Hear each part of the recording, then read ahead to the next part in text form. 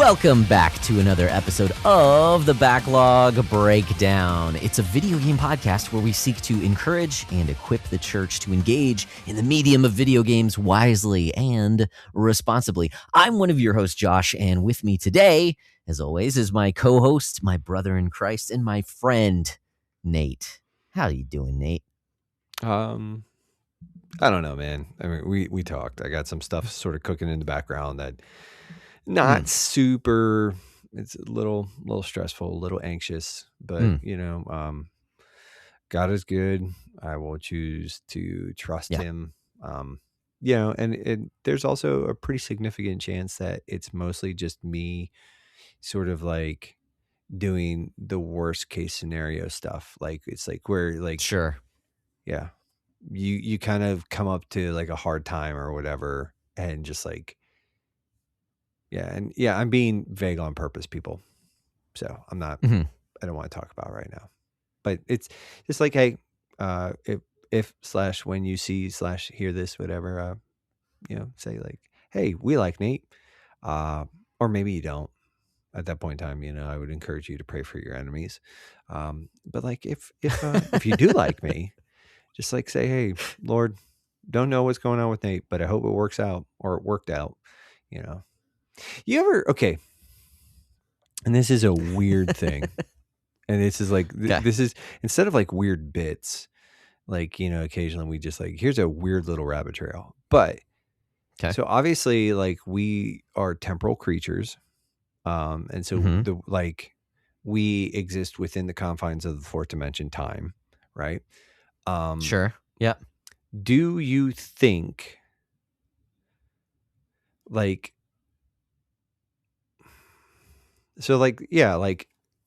somebody hears this, do you, and like they hear it like a week from now or 2 weeks from now or whenever this goes live, right? And they're like, hey, Nate's going through some tough times. Like, I'm going to pray for him. But like, let's just say tough times have already like come and gone, right? Yep. Do you think that the prayers that they offer to God are efficacious? Like, so even though they're not yet praying for me or praying for that circumstance, like God knows they're going to be praying for me.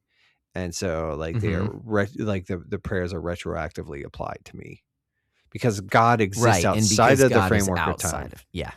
Now, so you can't pray. You can't pray like it's like when people would pray for the souls of the dead or whatever to be saved from like limbo or whatever. Like, yes, we reject that, but not Catholic. I've always wondered about that.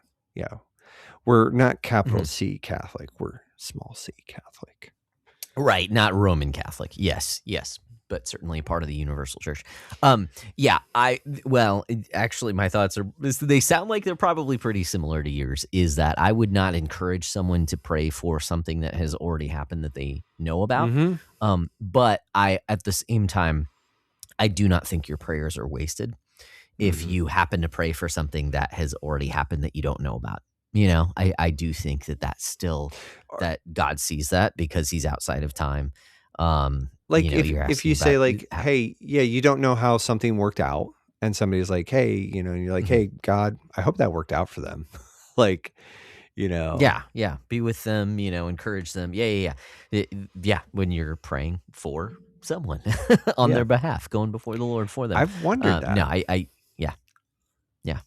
I think, and that's purely, that is purely whatchamacallit, speculative, because we're not necessarily commanded to do that. You could say, oh, what about in Paul's letters when he asks these churches to be praying for him, possibly that time difference, because hey, their postal system was probably very different than ours, and letters probably took quite a bit longer to get to there. So, but I'm saying all that speculation. We're never like commanded to do that. But I think that God would not consider that a wasted prayer, that he would hear. And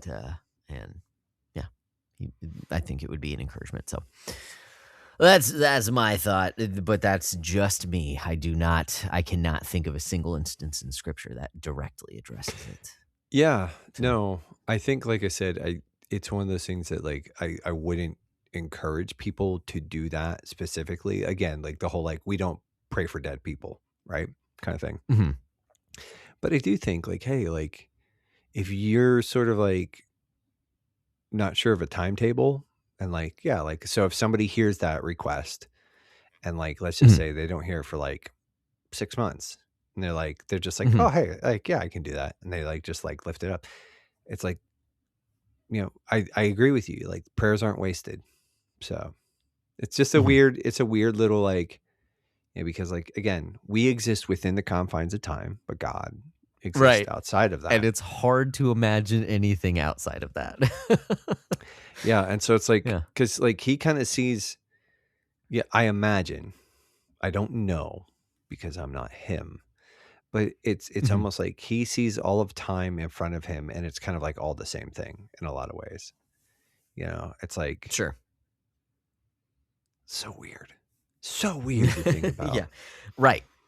I can't, because I've never experienced it. I can't explain that either. Yeah. I was listening to shout out, like preemptive, like shout out to whoever in our Discord group recommended the podcast Blurry Creatures, except for this episode that I'm about to reference. And this isn't like part of the XP share or the XP share report. But I was listening to them. They were talking to this woman named Busy Gold, and she was interesting, but she also said some like really like hippy dippy weirdo stuff. And she was like trying to explain like the fourth dimension and spiritual eyes and all sorts of stuff. And I went like, I mean, you might be right, lady, but also I think we are firmly in the camp of like extra biblical knowledge here. And I'm not sure that I would be super duper comfortable talking about this with the certainty that you are. Yep. But that's just me. I mean, I do like metaphysics.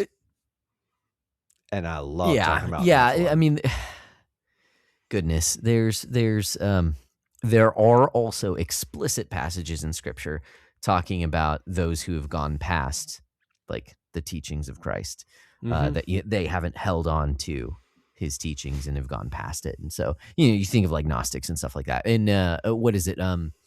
Something not mindless speculation, but Paul warns against unending controversies and things like that. So we do want to take it with a grain of salt. We want to focus on the things that have been revealed before we focus on the things that have not. I'm not saying that all of that is sinful. Okay, don't hear that. I'm just saying don't hang your hat on those types of things because they can be fun to speculate about. But just remember not to. It's not of primary importance. So, well, and that's the only warning I give there. Yeah, that's like when I kind of went down the high strange rabbit hole and like Nephilim and all that stuff. It's like I'll talk about it because I think it's true and I think it's interesting. But also I'm like, this is not necessary for salvation. This is just like, I think it's kind of cool. Like, but it's also, I recognize where it's like when you get into the weird, like, no, this is the way it happened, bro. And if you don't believe it, you're outside the Bible, bro. And I'm like, I'm not sure that any of this is necessary for salvation. So let's just turn the volume down on that one. Just turn it down. Maybe. Yeah. We can have fun with it, but not elevating it too highly. But awesome. Awesome. Well, I think that kind of answered. I don't know. What was that? What were you going to say? I just want to know how it's been with you. It's been. Okay. Yeah. That's where I was going. I was going to say, I think it actually, because I already told you how it's been with me, Crummy. Yeah. Okay. There we go. It's busy, but busy with good things. So life is good, man. Celebrated my wife's birthday, so we went out and did some stuff there. That was a lot of fun. I don't want to go too far into that, but over that same weekend, it was last week, we also went to a concert. We saw King's Kaleidoscope, which we hadn't seen them. My wife reminded me since, was she pregnant with one of our kids, or was that a different conversation we were having. Anyways, it has been quite a long time since we had seen them back in Austin, Texas. And man, they put on a great show. Now, granted, they've put out a lot more music since the last time we saw them, but I felt like the set list was fantastic. Like all their, kind of bigger songs they did.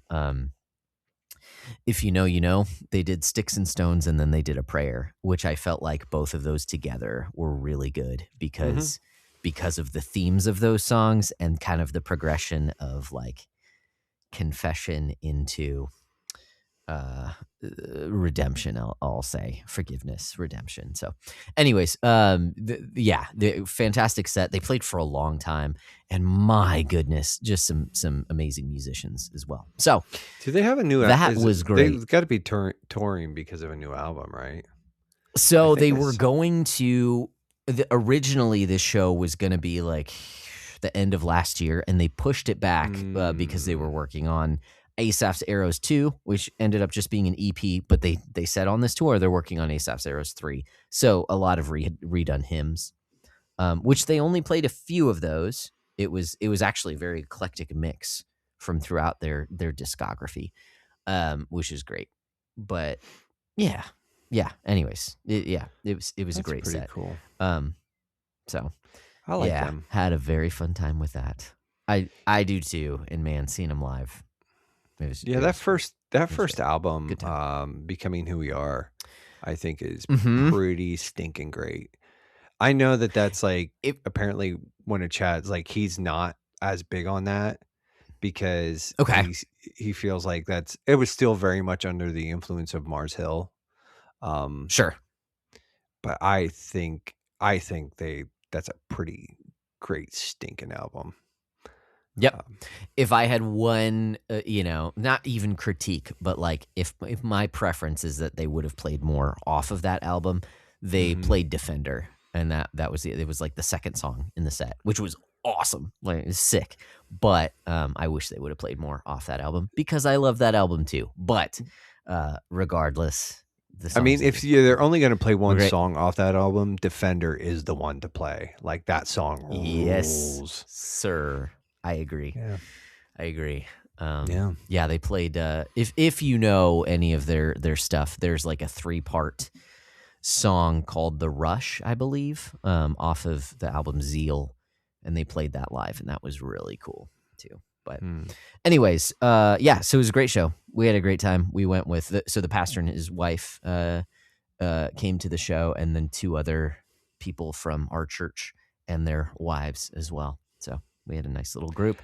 It seemed like it was a bunch of church kids who were there at the show. I saw a worship pastor from another church around here who was there too. So it was a good time. It was a good time. We enjoyed that quite a bit. That kind of like puts me back in like I used to. Yeah, I'm gonna go through their discography. I think like that's gonna be fun. Yeah, because it's been a while. And like I think the last one I listened to was the one after Beyond Control. Is that? So there's oh gosh, I can't remember it, but the one that felt like more like a mixtape that had The Beauty that Between, had like a bunch of guests. There you go. I didn't listen to that one as much. It has some good tracks on it. I feel like that one's pretty hit or miss for my personal taste. Yeah, that's kind of how I felt about it too. But yeah, they've got some cool guests on that. I'm just looking at it now. They've got some cool guests on that. So anyways, don't want to take up too much time with that, but that's how I've been. I've been good. We've been having a good time. But I mean, it was just such a cool experience being able to see them again. And we have more experiences to share with everyone. This is true.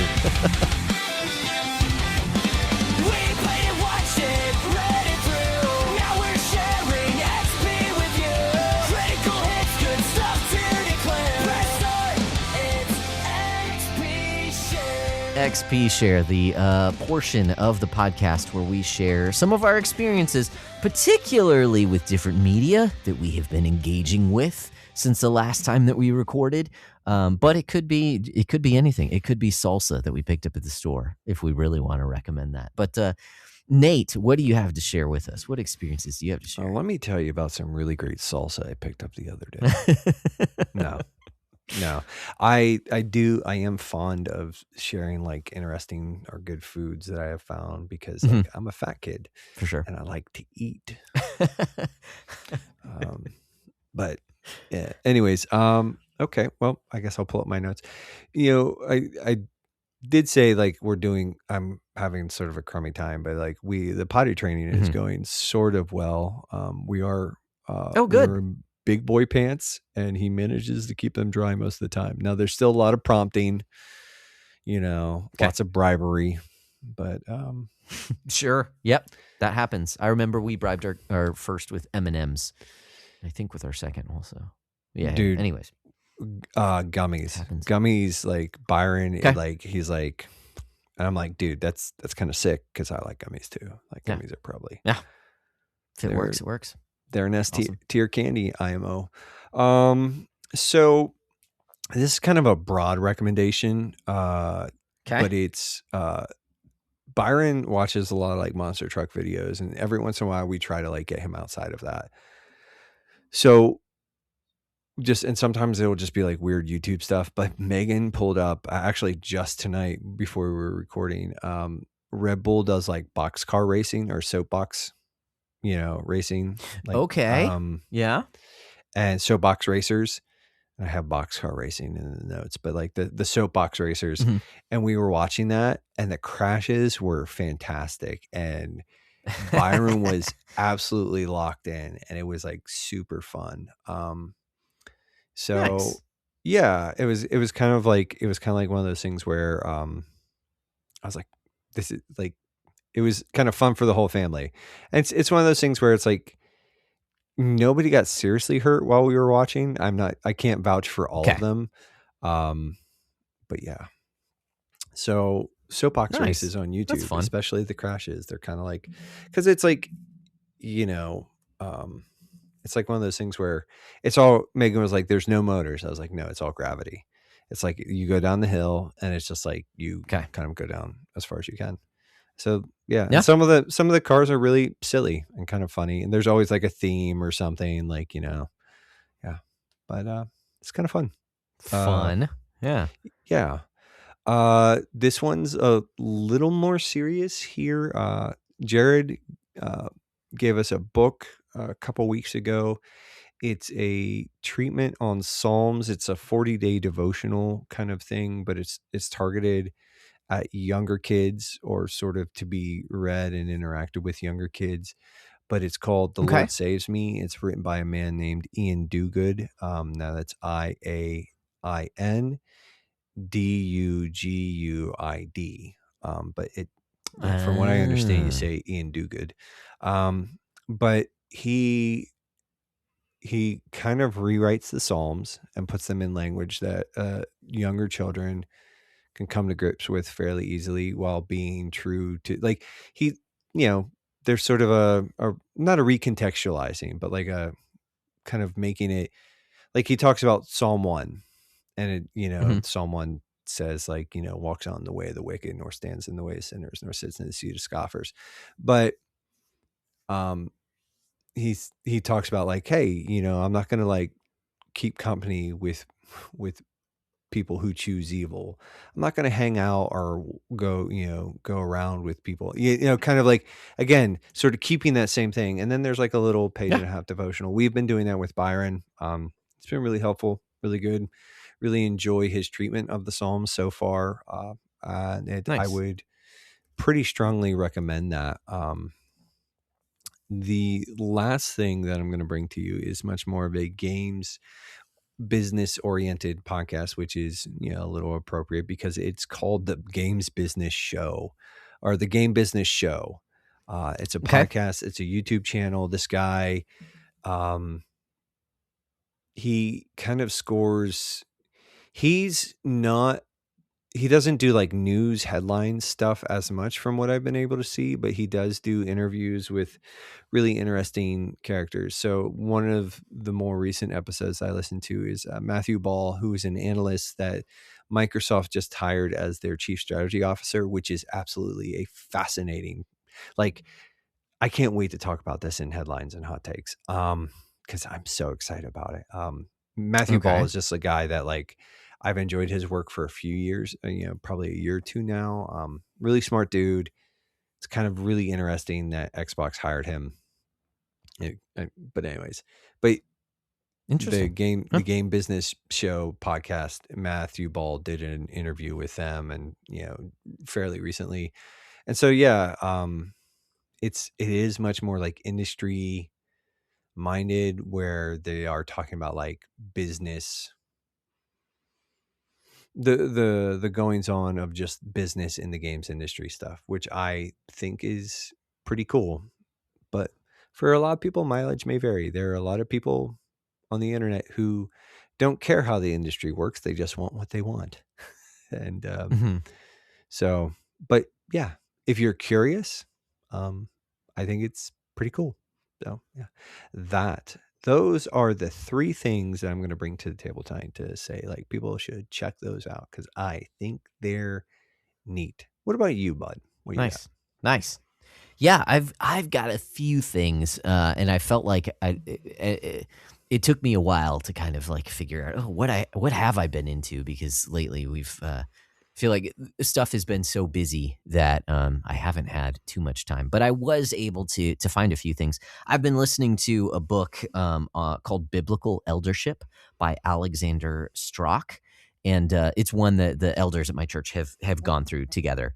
But I had not gone through it, and so I've been listening to that kind of on the side. It's what the Bible has to say about eldership. I know you have a book of church order, so that's really helpful. Um, Mm-hmm. Anyways, been listening to that. Have not finished it, but it's good stuff. So there's that. I did mention on to our patrons. Okay, something else that I had gotten into recently is that I don't want to be a snob about coffee, but I've been looking into some coffee stuff, and I bought myself a new hand grinder because apparently hand grinders with metal burrs are way better than hand grinders with ceramic burrs, which I can now attest to myself.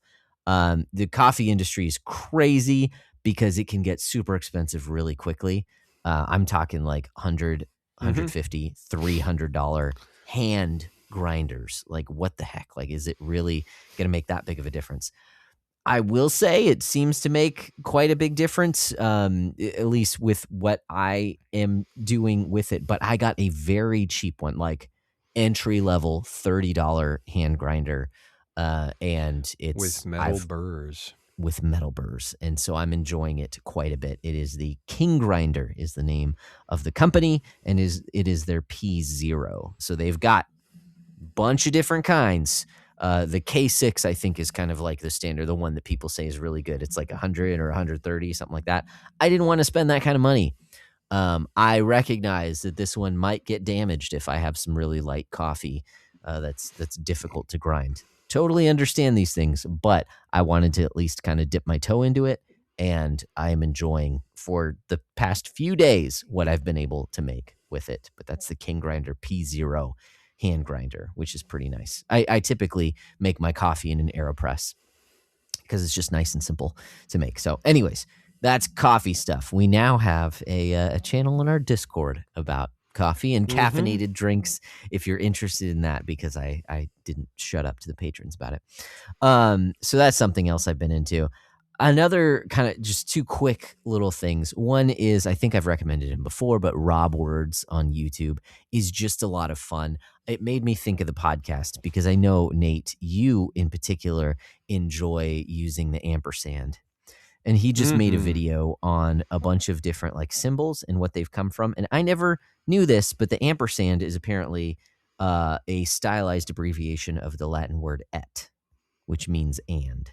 Mm. So if you look at Yeah, it, that it's the checks E out. and the T kind of Mm-hmm. connected to each other. And so he just goes through, he's super nerdy about word stuff. And in this one, it's like word symbols, the at symbol, the pound symbol, things like that, which is just a lot of fun. I just watched it earlier today. And so I was like, hey, that'd be a fun little recommendation, is Rob Words in that video in particular.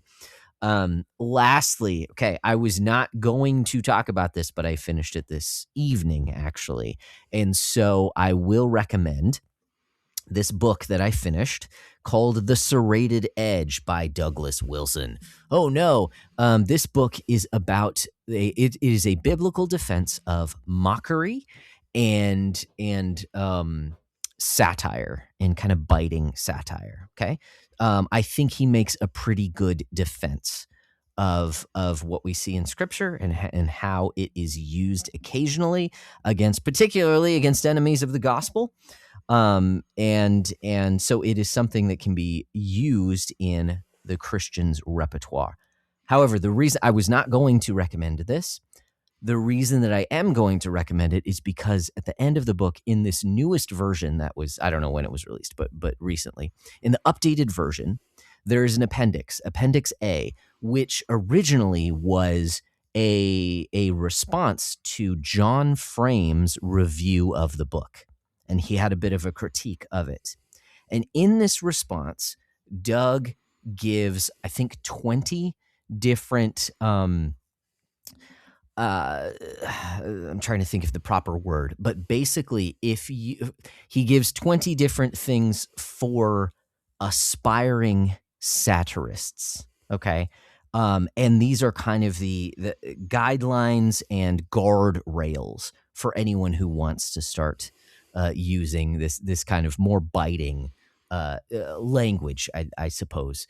And he gives things like, you ought to be in an Orthodox church where people are in your life and are able to call you out on your sin when they see things in your life. You ought to be the type of person that the people closest to you don't bristle when you start talking in conversation, when you get into deeper conversations, because this is like your typical tone.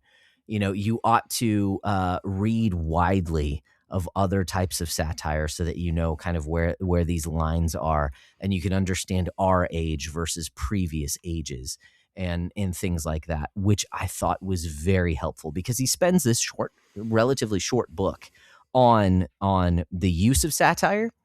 But this appendix really helps to put it in perspective that this is just one way of speaking. This should not be your overall tone as a follower of Christ. It can be employed, but we also recognize that if this is the only way that you talk, this is not the only way that Jesus spoke. This is not the only way that the prophets spoke. And so while it can be employed, you do have to employ it with wisdom. And so it is because of that appendix. And actually, the another reason I'm recommending it, I will put a link in description, all that stuff, because this response by itself is available on John Frame's website, Frame Poythress. So John Frame and Vern Poythress have a website together, and they've posted a bunch of free books that they have.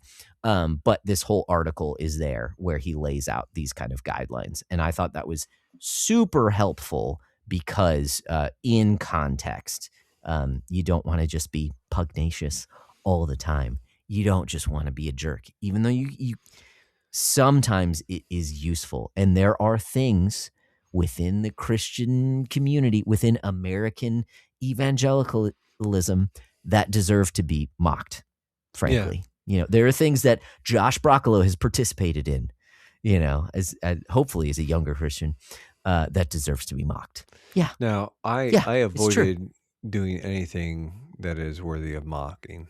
Like I managed to that's good. Completely dodge. Like, no, dude. Awesome. I probably did something stupid last week.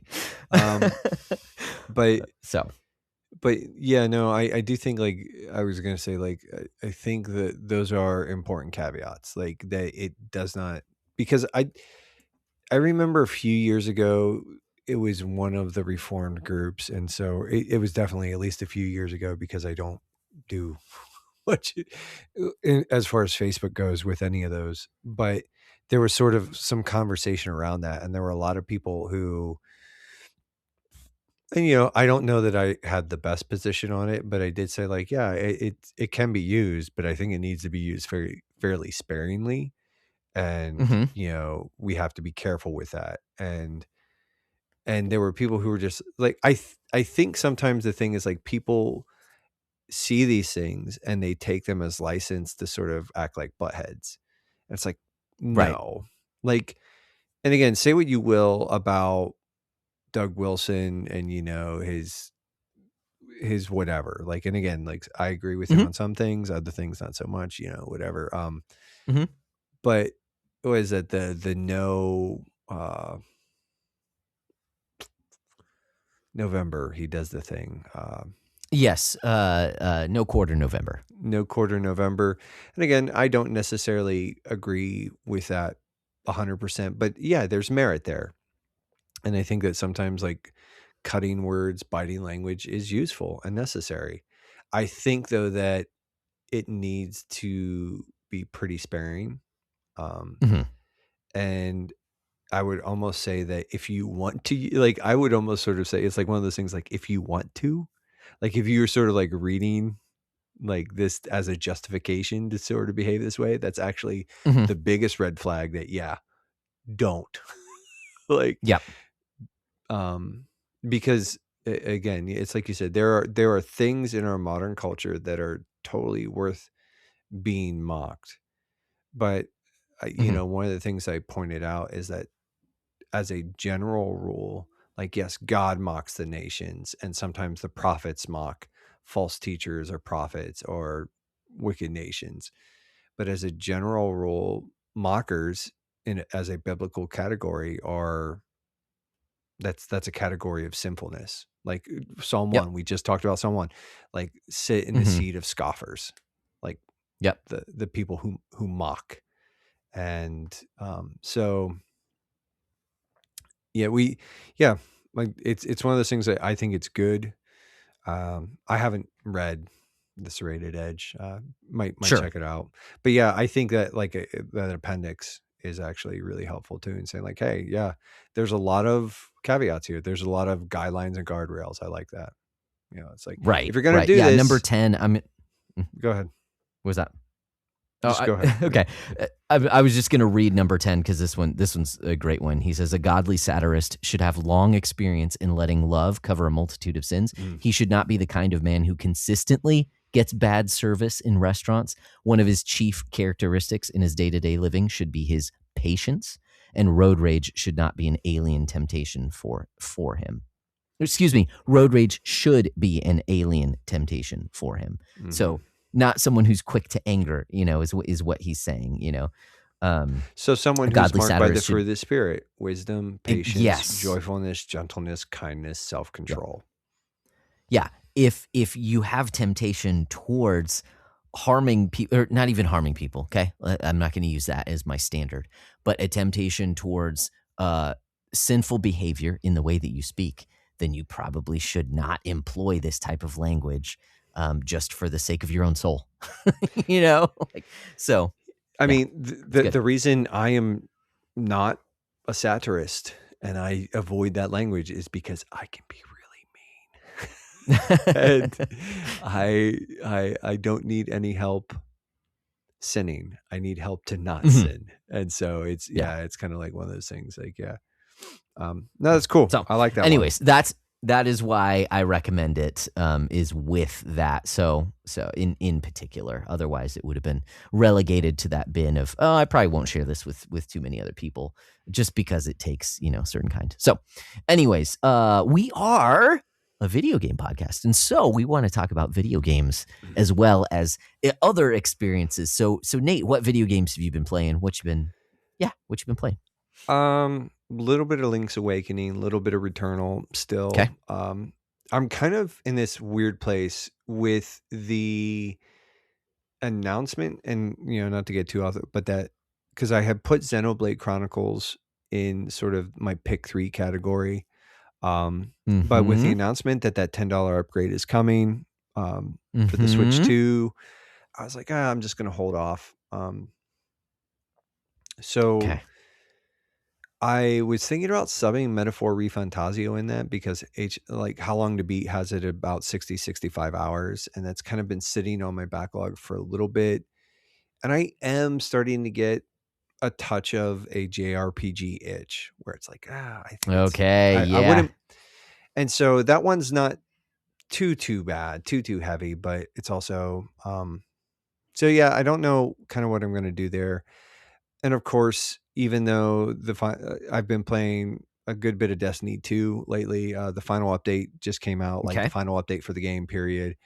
It's a lot of stuff, a lot of really, really cool stuff. And it's like one of those things where I get where the general fandom is like, this would have changed everything, but there's also, and it would have, like, if that had been like the intended next update. But I'm going to tell you, like, with everything that they put in there, as far as like the system overhauls and everything else, I'm just like looking at these people and saying, like, if you think that they were going to roll this all out on the next update, you're out of your mind. They're doing this because there's Yeah. nothing left in the pile. Like, this is the last hurrah. Like, we would not have seen all, but it's, you know, there's not really much. There's a few bits of story content, but it's Destiny 2, and that's kind of my comfort food game. And so I'll probably be reach out to Jeff Wofford about Okay. doing maybe sort of a send off for some send off content for Destiny at some point in time. But yeah. Sweet. So yeah, I haven't beaten anything though, dude. I haven't picked up anything since we last talked, really. I think. Yeah. So yeah. Okay. Cool. I think. Cool. That is not correct, actually. Oh. I did pick up something. Okay. I did. I had credit, and I forgot about this, that I did this. So I need to. This is like the best podcasting in the world. But I Updates. had. No, I don't. No. I have the strike through thing going on, but it's like, Sure. I need to turn that off.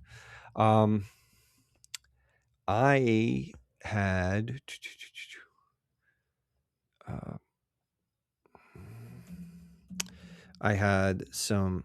I wish I could type. That'd be good. I had. I'm just going to put that for now. I had some credit, so I'm going to finish my thought. I have updated notes. Yes. I had some credit sort of sitting in my PlayStation wallet kind of thing, and it was enough to cover the purchase of the expansion for Diablo 4. And so I picked that up, so I have access to the new classes and everything. And at some point in time, I'm going to, step into that. I had toyed around with possibly getting into Final Fantasy 14, but like there was like so many dumb shenanigans there where it's like I just started a new account, and it's like maybe someday I'll go back to it. But yeah, and I think I was at I believe I'm looking at this. I was at a positive 1, so that would put me at positive 2. But I'm gonna, like, the last minute sort of thing. I've kind of been debating about doing this for a while, while we're talking, I'm going to abandon Doom Eternal. I've kind of been sitting on that for a while. I'm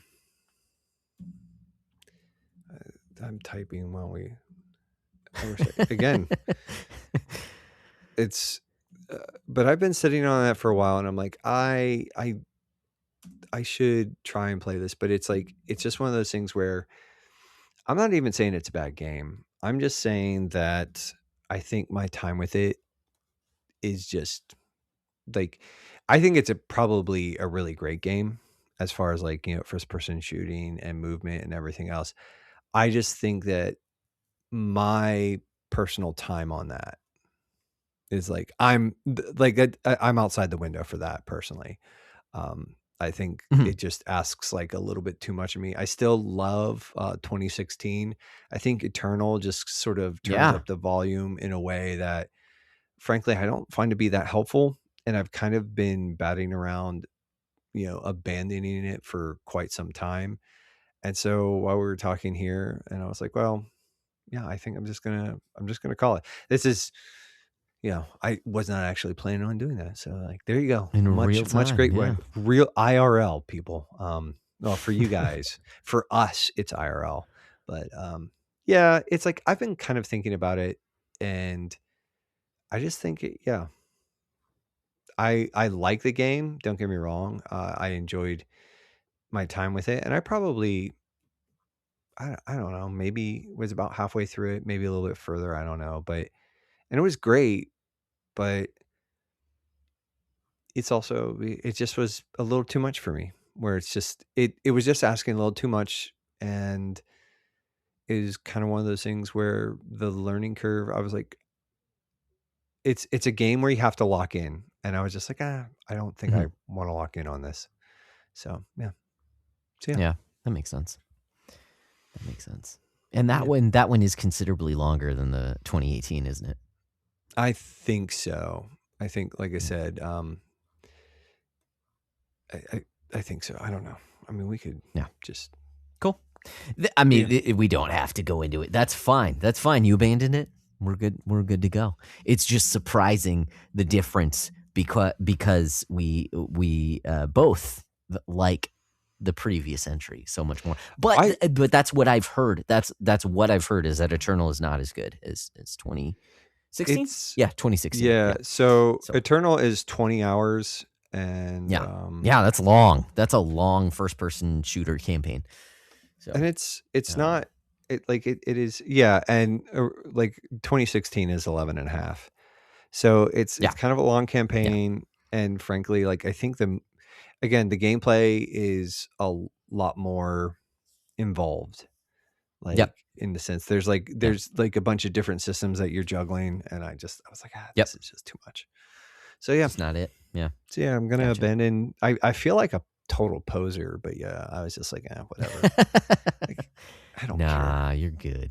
I don't care that much. I'm a little sad, but also don't care. So no. But that's what I've been playing, man.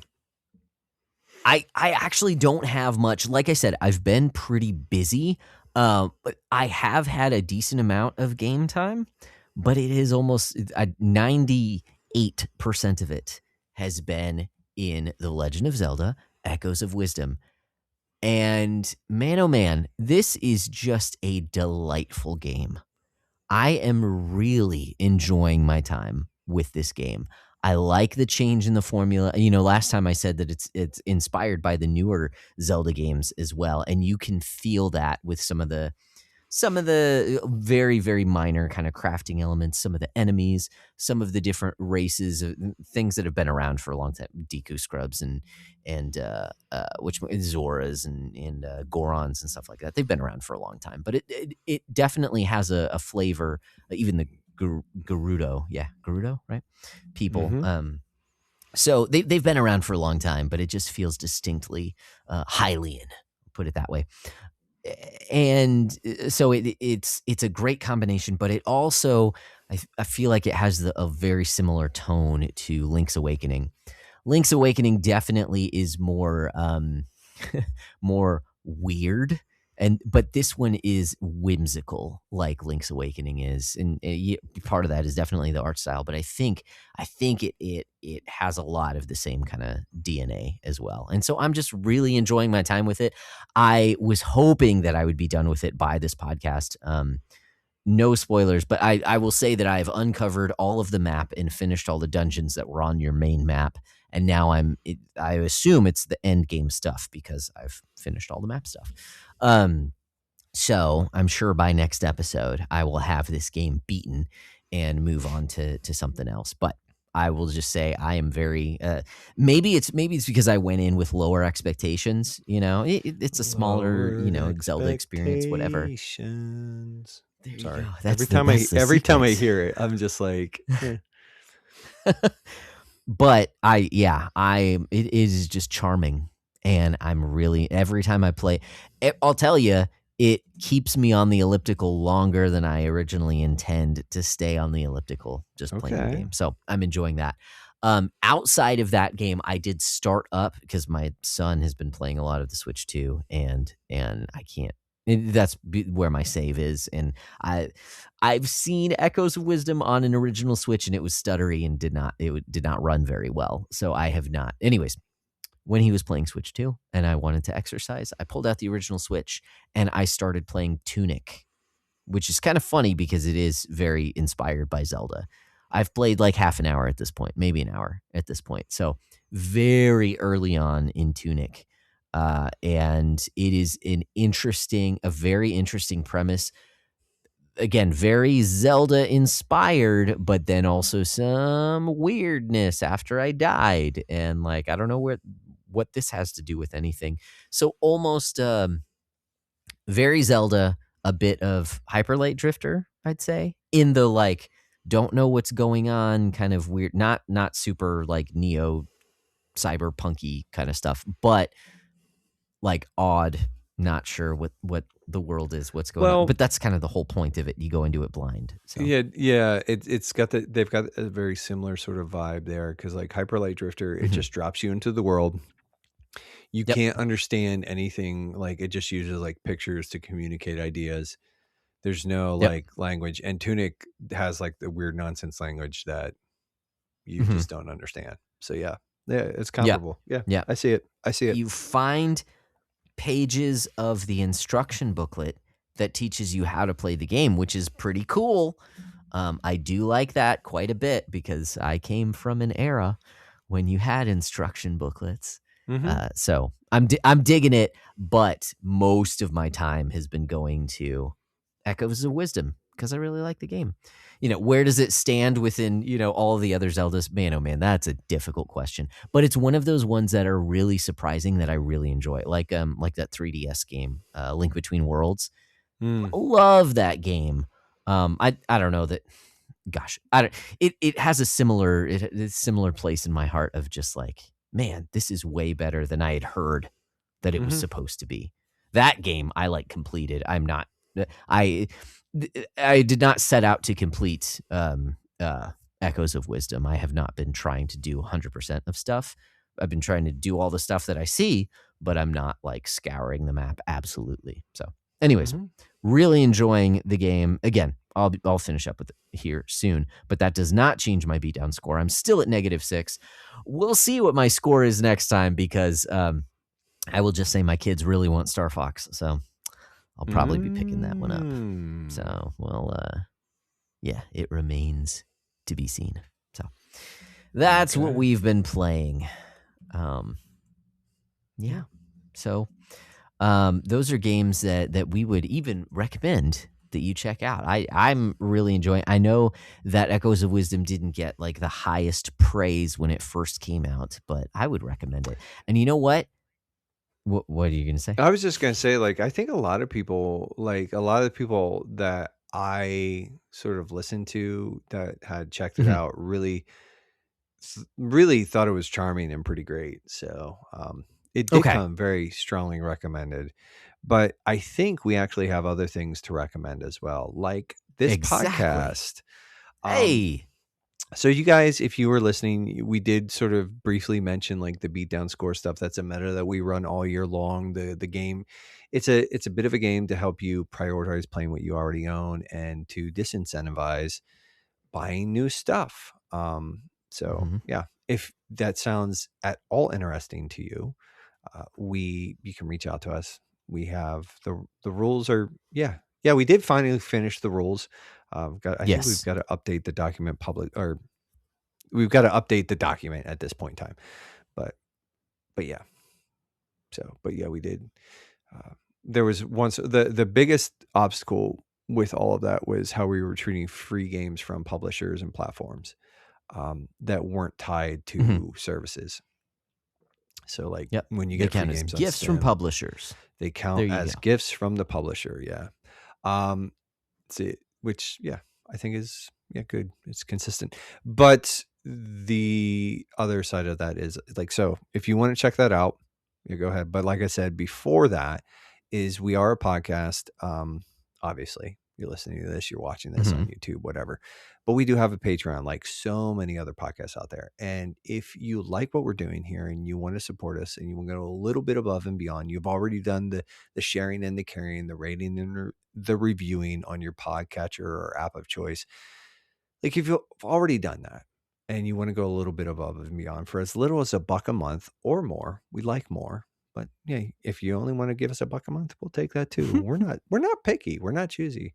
And we're not, it's not even like a money please kind of thing. This is just, but if you like what we're doing, you can look at it as a tip jar, or you can look at it as a way to partner with us as we sort of try to build out this thing to encourage and equip the church to engage with video games wisely and well. Patrons get early and uncut access to each and every episode. They actually help shape the content. There are patron pick games that we are focusing on. We've done one or two of those already, or we're going to be doing more. We've done at least one because last episode was one. Yep. John, why would you do that to me, John? Why would I do that to myself? Because I think I did commit to actually playing through that. I'm stupid. You did. I'm not very smart. You said you were going to finish. I'm going to blame that on sleep deprivation and try to find some way to wheedle out of that. Stockholm syndrome. Yeah. I was just like, I felt bad for him and I was really tired. Wink. But early and uncut access, they help. I lost track of my spiel here, but they help shape some of the content. So they pitch games. We vote on those games. Those games we do, Josh and I sort of commit to playing throughout the year. In addition to that, they can nominate topics and sort of they are free to jump on to those episodes, or we like to actually keep them abreast of sort of what our plans are to a certain degree, so that like if there's a topic or an episode that they want to participate in, they can, that kind of stuff. They have a little bit more access to us. They have a little bit more of a hand in shaping the show. And what else? Yeah. Anyways, if you like us and you want to do that, that's cool. There will be a link for that in the show notes and all that stuff. Lastly, but surely not leastly, we have a bunch of friends. Shocker. I know we have friends, people that actually like to talk with us and hang out with us. Well, Josh, it's very appealing. Me, listen, I get it. But we have a bunch of friends that we like to make content with and make their own content. And so we do this thing. It's called the Play Well Network. You've got Mark Erickson from Quick Play. He's in there. Nick Porch, aka Porcho, the Wonder from Down Under. There's Nothing New Under the Porch. Wesley Ray, the Henshin Dad, with Retro Nim. And then Paul Lytle, the Techno Funk Boy, has a multitude of retired shows, but his most current project is the Gates of Elartia. Elartian Gates. Yep. The Elartian Gates. There we go. I don't know. Paul, you're killing me with the proper noun. You should have just named it Bill. Yeah. Or just, you could have called it, or Bill Gates. You could have. You're the worst. You're just awful. I would just call it like The Wild Adventures of Paul and Company or something like that. But I'm not very creative. So all that being said, we love these guys. We love their stuff. And we think you ought to check it out. So here's a word from one of them.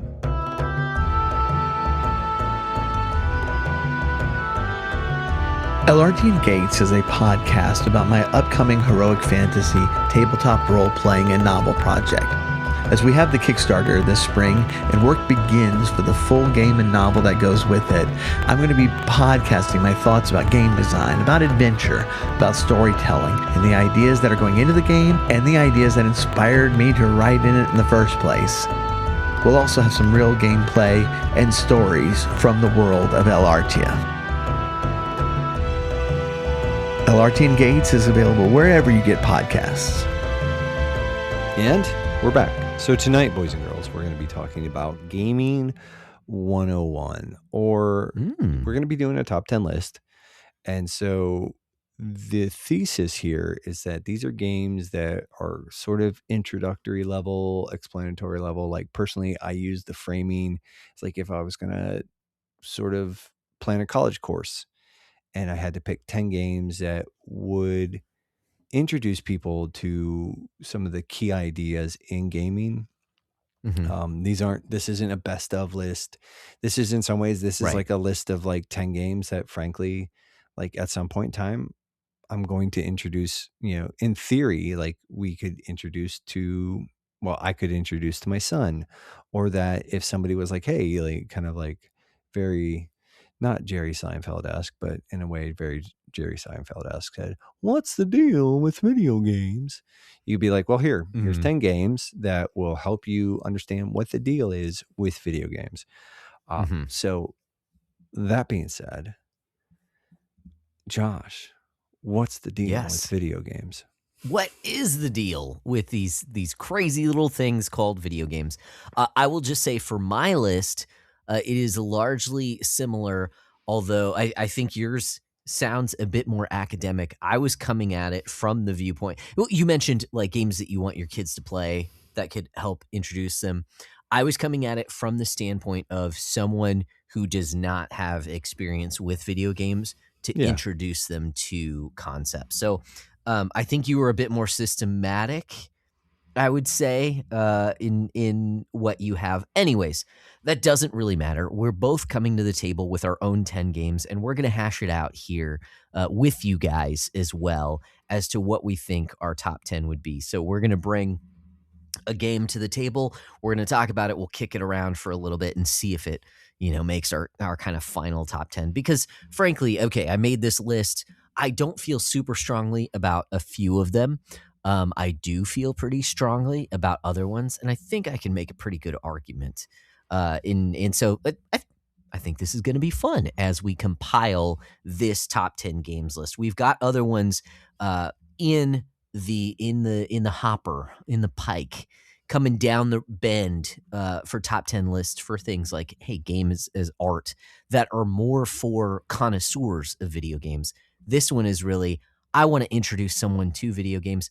Maybe you're listening and you're like, well, like you said, what's the deal with these video games? We're saying check these games out and they will introduce you to specific concepts to help you understand the language of video games, because there is something unique about video games in general. Okay, with that preamble, I'm just going to make a unilateral decision and I'm going to throw out the first game on my list. And this is the one I feel kind of least strongly about, but I think I can make a little bit of a case for it, okay? The first one is because video games and side-scrolling platformers go together so well. I'm going to bring to the table Kirby Superstar on Super Nintendo. Now, I'm sure you're thinking, if you've never played it, what the heck is this? Okay, this is a compilation game. This is the box, I believe it says like 7 games in one, something along those lines. This is a Kirby game. Kirby games are generally pretty easy. And throughout, each of these games can last about from maybe 15 minutes to go through the game to maybe like the longest one is maybe 45 minutes, something along those lines. And then a couple just like mini games as well. I think this would ease someone into playing a side scroller that is fun, that is cute, so it kind of invites you in. There's one of these games is kind of like timing a button press at a specific time. There's another one that is kind of like, it's sort of like side-scrolling racing, something along those lines. There is an abbreviated version of Kirby's Dream Land in this, which again is a very easy game. So I think this one would help to ease people in, but it's also a Kirby game, so you get different powers. You can use those powers. The longest game in this collection is you're basically Indiana Jones Kirby, going and collecting different treasures. So you kind of run this gauntlet over and over again to collect all the treasures that there are. So there's more stuff to do, but I feel like it eases you in really well. Now, I think the counter argument is there are tons of side-scrolling platformers that we could probably bring to the table for this list, and I totally understand that. But I think Kirby Superstar stands on its own because while I think, hey, Mario Brothers easily could have been one of the games, or Mario Brothers 3, something along those lines. Definitely could be on this list. I think this one eases you in a bit better than those. So that's kind of at the lower end of the list for me. Yeah, well, I'm going to come back and I'm actually going to counter that because sort of you kicked off with Kirby and you actually mentioned the one that I feel is like, I'm actually going to just nominate as a potential contender for a comparable slot is Super Mario Brothers, just the original. And the reason I'm going to do that is like, maybe it's not as sort of user friendly, but I think it is definitely, there's two things where the original Super Mario Brothers does a couple of things. Like one, the way that it tutorializes the player immediately, like level 1-1 specifically is like, honestly, it's like, I think that if you just play level 1, all 4 stages or whatever, I think that it's a master's class in design. It sort of onboards people really quickly. Yeah, and there isn't a lot to it, and it sort of gives you all the building blocks of the game within the first like 5 seconds, pretty much. So I think while it's definitely a little dated, I think from the onboarding side of it, but also just as somebody who's got a bit of an interest in just the study of it, like this was the game that sort of laid the groundwork where it's like, it's got one of the most perfect tutorials in the sense that like, it just basically teaches you everything you need to know about the game. I believe the term is diegetically, like you just play it and it teaches you how to play it. And you pretty much learn everything you need to know in that first like 30 seconds. It's also helpful that, NES only has 2 buttons. So, yeah. So I mean, like I said, it's something where we can kind of come back and maybe hash some of that out. But I actually do think the original Super Mario Brothers is, that's kind of one of mine. That's sort of like my platform. And, just again, sort of the methodology here is like I was reaching across like genres as a general rule and just like trying to sort of like give sort of an introductory yet semi-comprehensive picture of just the video gaming landscape. So that. And to be fair, as I was kind of putting together my list as well, I mean, there's an argument that could be made that all 10 slots could just be Mario. Because really Mario games are made for, they are heavily, they ease you in. Pretty much every game kind of has that sense of tutorialization. And so all I'm saying is, I'm not saying that would be complete. I'm saying that Mario game, like pretty much any game with Mario in the title, is going to be is going to have elements that if you've never played a video game, it'll probably take you by the hand. I think though that paints a pretty incomplete picture of just like the general medium though as well. Yeah. Like there's a lot of stuff in there that like Mario again is sort of like, you could probably tap, any Mario game for, a lot of different reasons. Like it's sort of like the king of movement. Mario games are usually sort of, they're noted for, that's sort of how it works. It's like, they're just the best at sort of movement and the feeling of movement, and just like level design and everything else. But again, I just think, like I said, specifically, I mean, like if you wanted to boil down to like, 30 minutes of gameplay or however long World 1 takes, but all 4 levels of World 1. And that whole game, the whole game is like, it takes a while, but it's like to sort of get up to snuff, I think, to the point, but it's like, a competent person can play that in a few hours. So, sure. But so that's my first nomination. It's definitely, it's a strong contender for sure. And I do think we can kind of loop back around to it. Do you want to propose another game or do you want me to continue? Yeah, I'll go next here. And again, this is like this for me. This is no particular order yet. Sure. I do think like when we get to the ranking, it's going to be one of those things where maybe the order will be like the order in which like 1 should be the game where like this is where you start and then you kind of build out from. But yeah, it's not really like, oh, this is the best out of all of these. This is more of just like these 10 games kind of. But the next one I'm going to bring up is Tetris. So Okay. I'm not sure if like Tetris Effect should be here because we've talked about it before. Like Tetris Effect is like the best possible version of Tetris. I'm Yeah. actually thinking more along the lines of like almost like NES or Game Boy version of Tetris.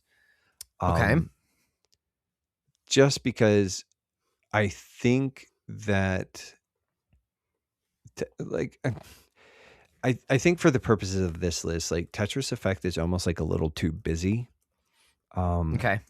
Is I think like the sort of the rhythm elements of that. Now I'm not sort of completely Sure. discounting it either. Because I think that game is sort of masterful, but like just as far as like just pure gameplay and sort of let that puzzle itch, like Tetris is like in a, you know, not just me, but a lot of people are like if a perfect game did exist and it wasn't Shadow of the Colossus, it would be Tetris. Now they don't add the Shadow of the Colossus thing. That's unique to me. But yeah, Tetris in a lot to, you know, according to a lot of the different people I've listened to or interacted with, is like it's pretty universally accepted as like probably one of the most perfect games ever made. Just like its systems are, you know, not that complex, but it's not even systems rich, but it's just perfect, like little like dopamine engine with a really satisfying loop. Yeah. So I would say Tetris, and just as far as like the puzzle sort of reaction type thing that it does is I think a really, and it's also sort of a bit of a cultural zeitgeist. Like it's kind of weird because like, yeah, it's kind of ever present in gaming. So I think there's on 2 counts. I think Tetris is probably a pretty strong contender for this list. Yeah. Yeah. So, surprise, surprise, I did have actually Tetris Effect, but I did have a version of Tetris on my list, and it's quite a bit higher for very similar reasons. I did go for more of a modern version of Tetris. There are some conveniences in more modern versions, like being able to see your next piece, that I think is helpful. But it is, I mean, Tetris is a game that you can give to anyone and they learn it very quickly. The idea of it, but the experience of playing the game teaches you more than the mechanics, than just learning what the mechanics of the game are, if that makes any sense. So I think this is definitely like a strong contender just for like the platform of Tetris, if I could even say that. Because really, I don't feel strongly about a particular version that this ought to be. I just go for Effect because I think that's the best version that I've played. I've heard good things about other versions, but I would lean more towards more modern versions. However, if we want to just say Tetris, I'm okay with that because by and large, yeah, I think Tetris is a game that even someone who does not enjoy video games will enjoy it, even just to sit down and play for a little while to get an idea of what it is and to teach you about what video games can be. And something, again, unique to video games. I know there are physical versions of this, but it is not the same experience as playing a video game version of Tetris. There's something special there. That pretty much fills kind of the puzzle game aspect that I think ought to be on here. The only contender in my mind would be something like Pac-Man, which is arcadey. And again, it's kind of a pick up and play, like anyone can get it and enjoy it. But I do think Tetris is deeper than Pac-Man. So while I think there's an argument there, Tetris ultimately won out for me. So well, I went ahead and just added it to the sort of the finalized roster. And we can talk Great. about placing and moving stuff around, but since we both, and I just put in Tetris Effect because it is the best version. And while I do like I said, I think maybe some of the visual rhythm elements of Tetris Effect might throw some people off. Like, I'm sure that those are going to be outliers. So, but yeah. Awesome. Okay, cool. Okay. What do you got? My next one is an odd pick. Okay. My next one is Vampire Survivors because it's a 1-button game. Or is it 1 button or is it only the D-pad? I can't even remember. I put in a ton of time into it. I think it's just the stick. Yeah. Or the D-pad. But this is a game that is deceptively deep. Okay. It's very easy to get into, to get an idea for. I understand that the game does play on tropes within video games. Okay. So that would be kind of the pushback against it of like, this is actually made more for gamers than someone learning video games. But I think it can inadvertently teach someone, again, kind of the language of video games and that idea that there is more depth. So I was wrestling with even like an idea of a card battler or something like that. But I think this fits better for someone totally new to video games that can easily play a few rounds and then maybe, hey, their friend shows them, oh, if you actually, start messing with these things, if you really know these certain kind of combos and things, then this game actually goes way further than you expect, and you can see the ridiculousness of 100 enemies on screen and these really stupid video game tropes. That's actually really fun to experience, especially when you're able to overcome those kinds of challenges.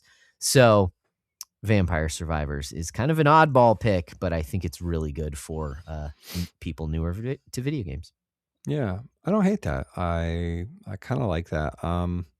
Yeah, that's I could be sold on that one. Okay. I could be sold on that one. So I'll just kind of like keep taking, and again, my list isn't not in order of importance, but I'm just going to go with original Doom. It's playable, like there's versions of it on almost anything and everything you can play it on. You can play it all over the place. There was a version for old touchpad, like touchpad mobile phones years ago. So it's something like it's widely available. Also, I just think like the FPS games in a lot of ways, like, and it's very much a boomer shooter. It is just FPS games are such a staple in the industry now, and they're so like widespread. And this is the kicking, like the kickoff for all of that. But it's also a really brilliant game as far as like in a lot of ways, like in the way that they solve problems, the way that it was designed. It's got a really fascinating history. So it's kind of like one of those things where it's like, and I think it's like going back to like, it's the gameplay is fun. It's pretty simple, and it's kind of like this rudimentary, like navigating 3D space kind of thing. But it's, I don't know. I think that it's a game that, again, I think in some ways it's like the best way to like introduce first person shooters in general. It sort of lays out like the basic gameplay loops with that. So, and like I said, it's a pretty interesting historical piece too.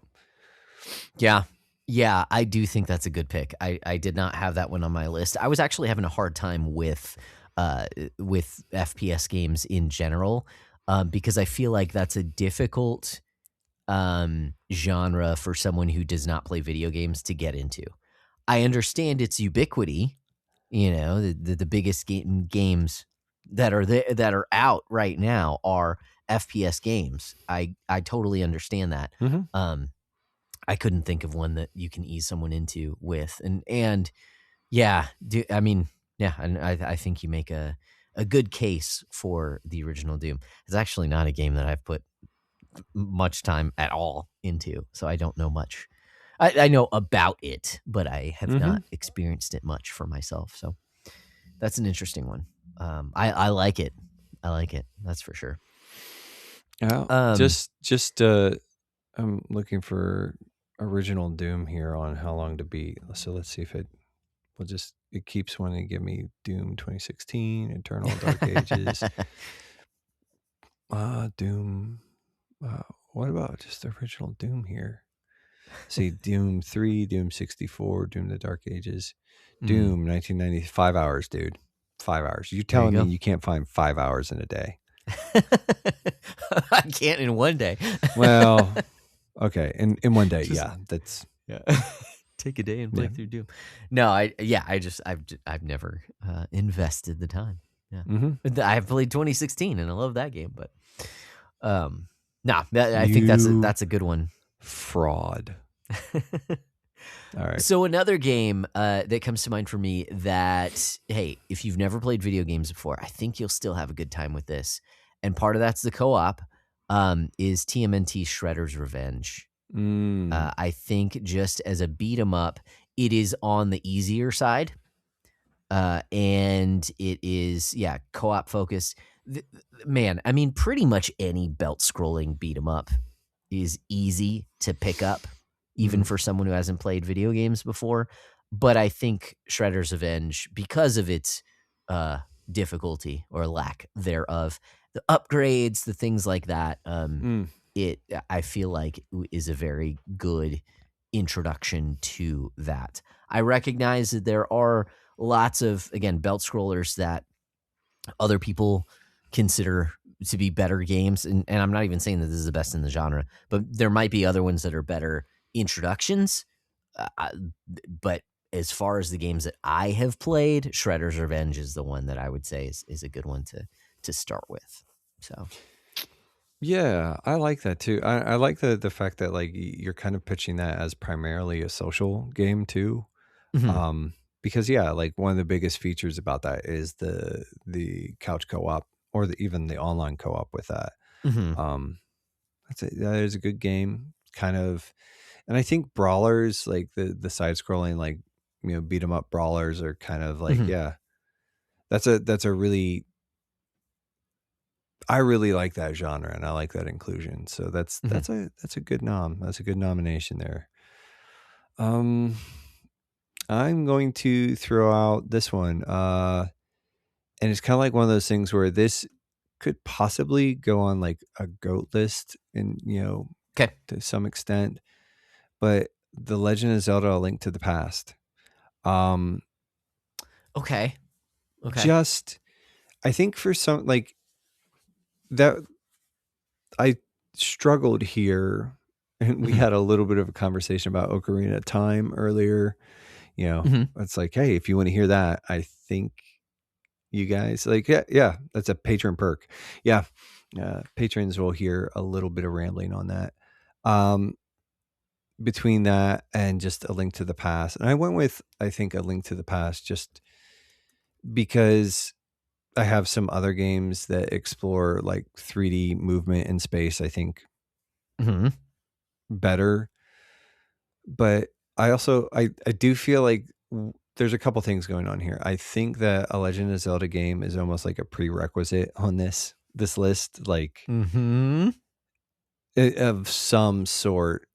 But also, I think in a lot of ways, A Link to the Past is it is like the formative Legend of Zelda in a lot of ways, that every Legend of Zelda really, like, yes, it all stems from original Legend of Zelda on NES, which is a great game. Love that game. And I thought about putting that on here as well. But I do think Link's Awakening is a little bit like it's the quality of life stuff. It's not too crazy. There's not too much going on, but it's a little richer. And that sort of that 2D overworld kind of action adventure thing. It was just like the one to me that made the most sense. Can I butt in for a second? You just said Link's Awakening. Oh, I meant, but earlier you said Link to the Past, right? I mean A Link to the Past. Okay. Link's Awakening is on your top 10, but yeah, I meant Link to the Past. I get them; they run together for me. So, because I'm but yeah, right. I mean A Link to the Past. Yes. Okay. Cool. Also, I was like, I'm kind of like primed for Link's Awakening because I was just harassing somebody about it. So nice. Yeah. So actually, man, I'm not even sure if this is fair to compare it, but hey, you know what? I'll just go ahead and go there. I agree with you. A Zelda game should be on this list. I would actually be more inclined to go Link's Awakening because I think the scope is a bit smaller. Link to the Past has some esoteric things in that game. Mm-hmm. It's a bigger game that requires you to unlock a number of things around the world that seemingly don't fit until you get later into the game, and then they become requirements. So I just struggle to give that to a newer gamer. But that said, that is not something that the game that I would recommend from the Legend of Zelda series is actually the game that I did a bite-sized on the last time around. It is Breath of the Wild. But for different reasons, I think Breath of the Wild, one, its tutorial area feels like a game to itself. Takes a couple hours to get you through things.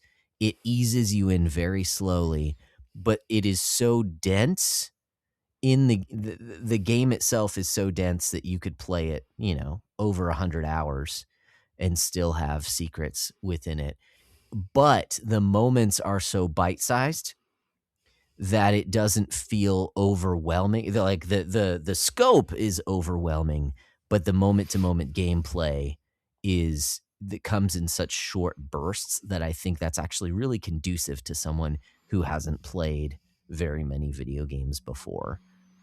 While also it introduces you to a lot of different concepts and physics and things going on throughout the course of the game that I think Breath of the Wild would be my recommendation for someone to learn the language of video games.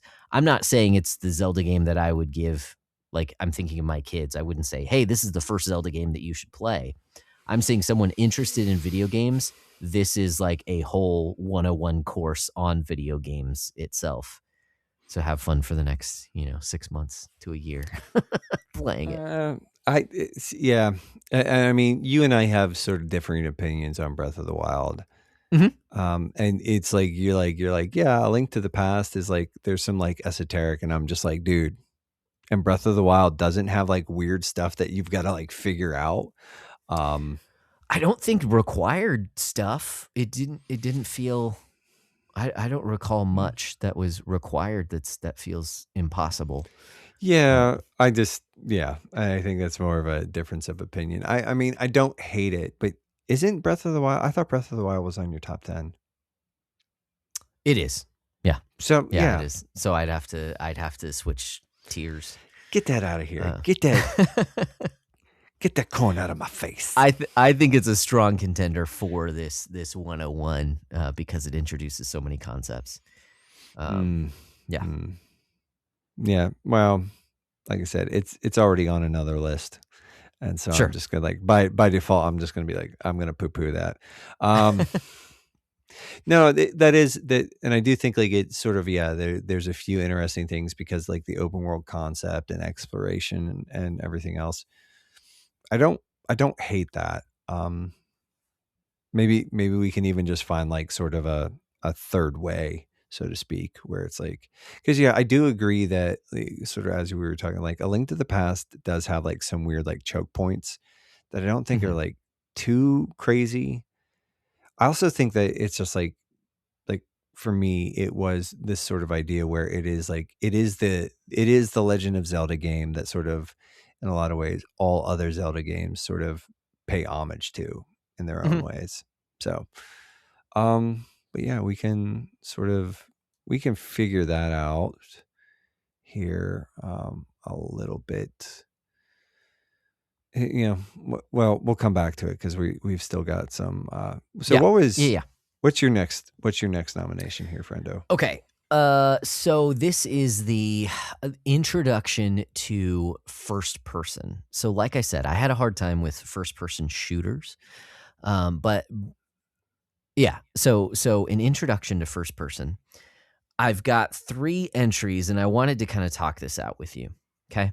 I feel like the Stanley Parable would be really good to introduce someone because it's so basic. And I think people can enjoy the humor, even if they don't enjoy video games, while also seeing the nature of a video game. Like the Stanley Parable can only be a video game unless it were, I don't know. Well, no. It couldn't be a choose your own adventure book unless you're flipping pages like every half of a page because the narrator is telling you what to do. So it's an introduction to something that only video games can do. And it is basic enough. And it invites you in with the humor enough that I feel like it would be a good pick. Another one would be Minecraft. Okay. I'm not very big on Minecraft. I do think actually the difficulty is if you play on survival mode, it's actually pretty hard unless you know what you're doing. So it would kind of be creative mode. And then it's Legos in a video game world. I think it is a great game to ease people into video games with.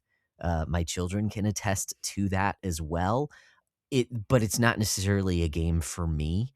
And so it's not one I think, super highly of in particular, but I do think it works well for this. The other one, it doubles as a couple things. It's a walking sim, okay? But I think it can introduce you to first-person movement, and that's What Remains of Edith Finch. Because I think What Remains of Edith Finch does on a narrative level is, again, something that is unique to video games. It's also kind of an argument for video games as art, because I think it does some things. The themes of that game it's pretty literary in what it does. It presents itself as one thing when what it's actually teaching is something else. So while it seems like you're part of a fantastical world, if you meddle around in the world enough, if you pick up on hints and clues and things like that, and by the end of the game, you realize what it's actually doing. I think it's a great introduction to games that can do that. So anyways, my overarching category was introduction to first-person games. And I think these are nice, soft introductions into that. Stanley Parable, Minecraft, or What Remains of Edith Finch. I just couldn't necessarily... If I went with my heart, it would be What Remains of Edith Finch. I think very highly of that game. But I think Stanley Parable might be easier to kind of ease people into. What do you think? So I have a couple thoughts.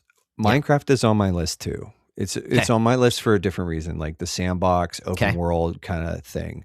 So some of what you were talking about with Breath of the Wild, I think Minecraft does sort of even leans even harder into like that survival kind of thing. And because again, if you play it on sort of like easy mode, it's fine. But if you play it on like survival mode or whatever, it gets pretty intense. So I think Minecraft is actually a really good candidate for the list. I think Stanley Parable is fine. And again, you and I sort of have a difference of opinion. Like I understand that game. I don't like it I'm not as high on it as you. I actually think, I think What Remains of Edith Finch? What Remains of Edith Finch is actually a brilliant pick, and I'm kind of kicking myself because I didn't pick that, and I love that game. I think the walking sim sort of art piece nature of it is really cool, and I do think it's sort of like it's a fairly especially that first person. It is sort of like low hanging fruit there. I have a bit of a counter though. Like I think Portal sort of bridges the gap. So like I think like sort of, it's not as quirky as Stanley Parable, but it is gamier. And so that's sort of like, that's kind of like Portal's on my list.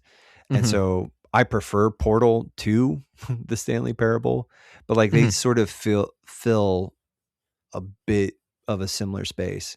But like, yeah. So all three of those are good. Like, I think all three of those are strong nominations.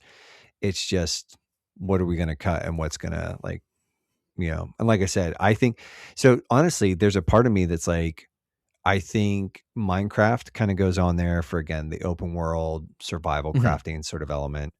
And even sort of like some of that viral gaming stuff, because it is, it is in that. So I think spoilers, I don't have Fortnite on my list. Yeah. Neither do I. Because what really is that game anyway? Anyway, if it's everything, it's nothing. Yeah. Kind of thing. Yeah. Exactly. But yeah, I think What Remains of Edith Finch is also really, again, that's a pretty great. Okay. Dude, just add your list to the doc so I can look at both of them. Okay.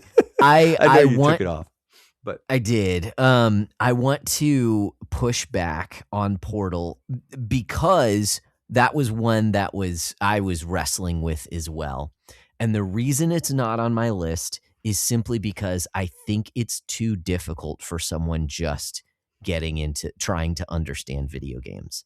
I do think it has that sense of like, oh, this can only be done in a video game, that once you get it and once it clicks, it's pretty awesome.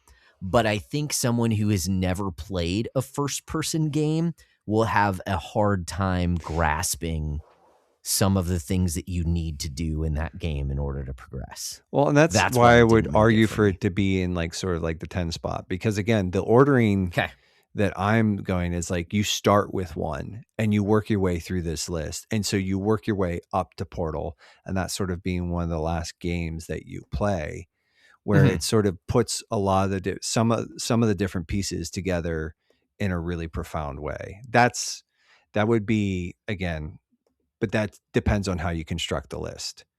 Right. Yeah, I see it from that perspective, because it would have to be, yeah. I think as it stands, though, we have other games that kind of cover some of those things. Like if we're gonna have Minecraft, but yeah, it does some things very well. So like, yeah, I feel like it's a really good runner up because it does. It does teach. It teaches pretty well. It just, man, I can just think of like, I don't know, someone who's only played old school, someone who's only played arcade games would have a very difficult time. I don't know, man. I think like, yeah, there's a bit of a learning curve there, but I don't think it's that difficult, like, because it is really just the placement of the portals, and eventually, like, yeah, but yeah, we can kind of come back to that, you know, here and sort of hash some of that out. Okay. As well. Cool. I'm gonna so I've got one in here, just Street Fighter 2, any iteration of Street Fighter 2, probably like maybe even Turbo. I think fighting games are pretty pivotal part of that, but with the inclusion, like if we include Shredder's Revenge, it's sort of Shredder's Revenge does sort of have some like fighting game light mechanics. So maybe you're covering some of that, but I think like the comboing and just the fighting games as a general rule are fairly like, again, that's the ubiquity of that and the fighting game community as a general rule. And it's like Street Fighter 2, you know, and maybe even I would say like maybe 2 Turbo would probably be the one, maybe Alpha. Alpha gets a little crazy. But like Turbo would probably be the one that I would like. Street Fighter 2 Turbo, I think, is like, it's got some depth, but it's not insane, you know. So I'm going to counter that because I was thinking, you need to have some sort of a fighting game just to introduce someone to the genre as well. I would go Super Smash Brothers Ultimate. I think it is simplistic enough that anyone can enjoy it. And this comes back to that idea, like I said, really this list could just be Mario. The Mario version of a fighting game. It is so simple. Like, it is intuitive that, you're just directional buttons and attack, that you can mash buttons and do some stuff. Like in a fighting game, but it doesn't require you to learn combos or excuse me, it doesn't require you to learn certain inputs and things like that. I guess some characters do, because the roster's like 150 characters. It's stupid.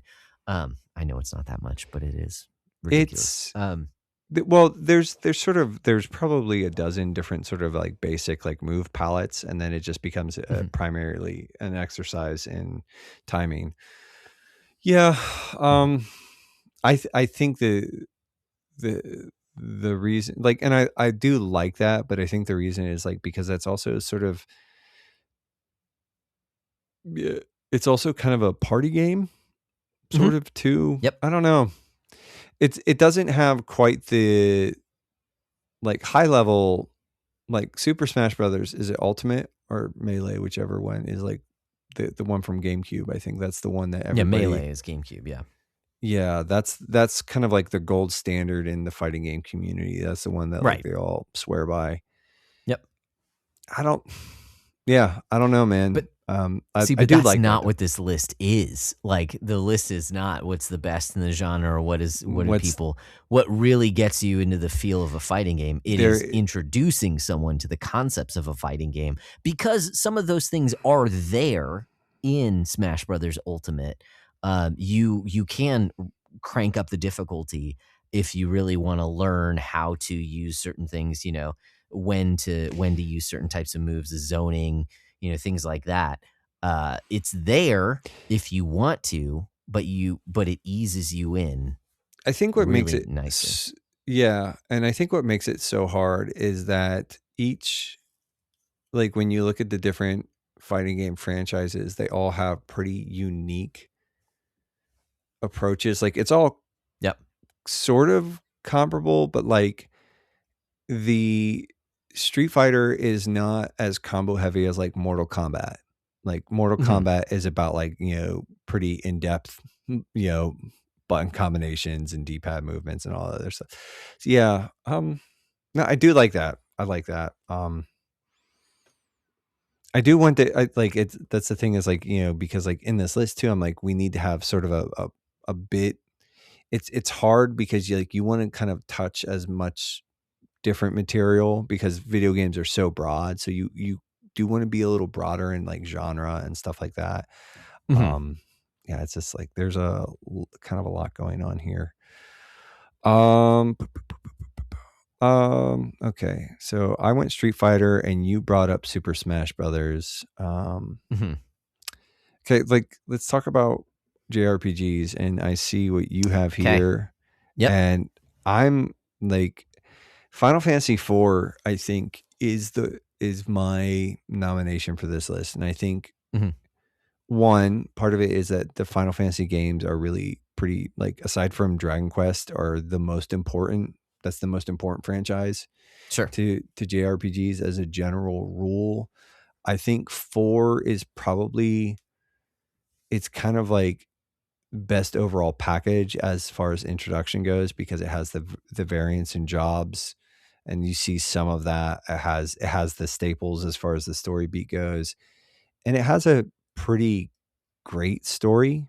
I don't think it's the best Final Fantasy story, but it's a pretty great story without being too, and I think that story element is important to JRPGs, because it's not just systems. As much as I am a systems guy, like, one of the sort of the driving impetus kind of here is like that the JRPG, I think a lot of times, is categorized by like having a pretty rich narrative direction. So like I said, I think Final Fantasy IV would be, I think, like, it's not the best. It's not Chrono Trigger. Like, it's not Final Fantasy VI even, or 9, but it's a really great Final Fantasy game. It's got really pretty solid pacing. And there might be like a little bit of weird esoterica here or there, but I think overall it's fairly linear, Mm-hmm. which I think is helpful and sort of, Right. yeah. So that's my nomination, I think, for the just JRPGs in general. Mm-hmm.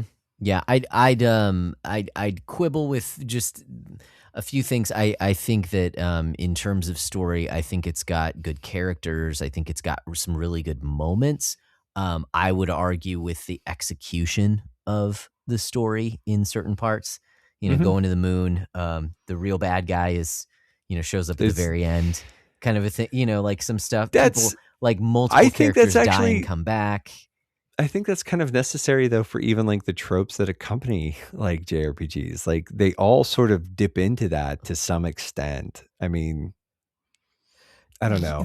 But not as on the nose, I think, as this one. But regardless, okay, that's not even though I would take exception to some of those things. Actually, I was thinking, hey, another Mario game, right?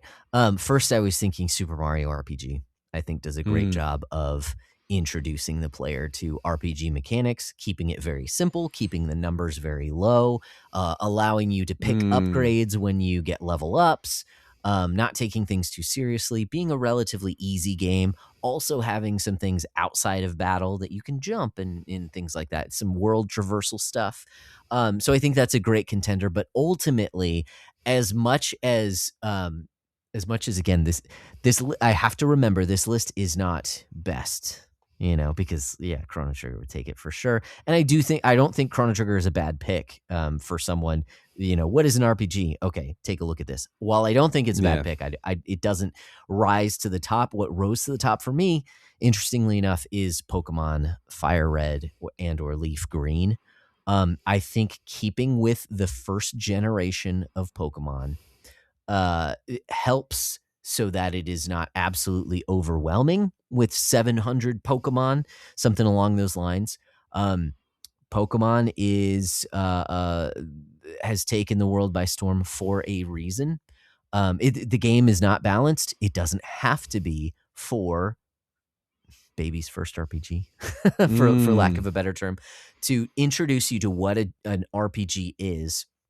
This very strongly ties you into, the rock, paper, scissors nature of progressing, getting higher levels, even the sense of evolution, learning different moves, what is good against what. So you have a lot of options, even though there is a best way to play. You just get the best Pokemon in this game, get a dragon type and wipe the floor with other one, yes, there are those things. It tells some cool stories, actually. I think overall, the main narrative of the game now, it's not great, but I think there's some really interesting moments. There's a really creepy town that Sabrina's in.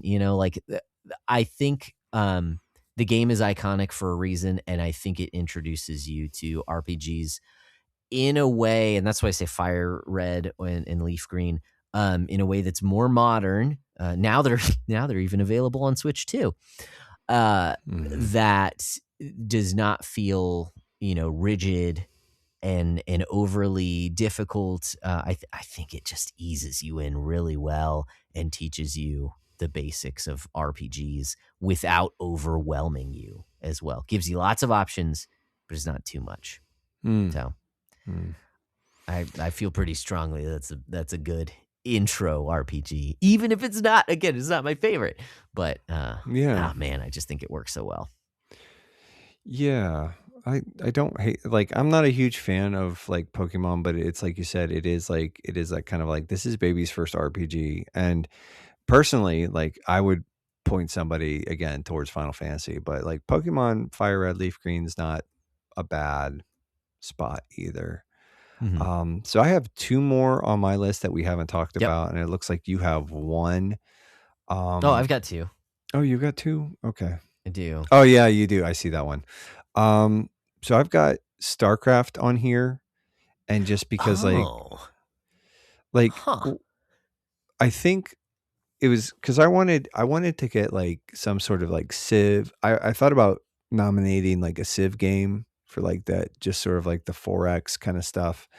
Mhm. Or just even sort of the more sim adjacent stuff. And I think Yeah. StarCraft kind of just that active, like even like Warcraft, 1 and 2, I think are both, 2 especially.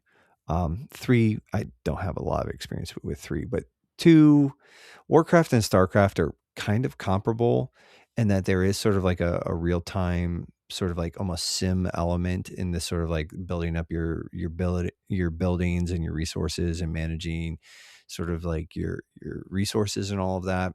But then there's that real time, combat and but also StarCraft is like it's a little heavy in the sense that like, there's 3 factions. So you have the humans or the Terrans, the Zerg, and I forget what the purple alien dudes are called because I just thought they sucked. They were like, if you could get ahead of steam with them, you could, just steamroll everybody, but it was Zerg rushes all the time.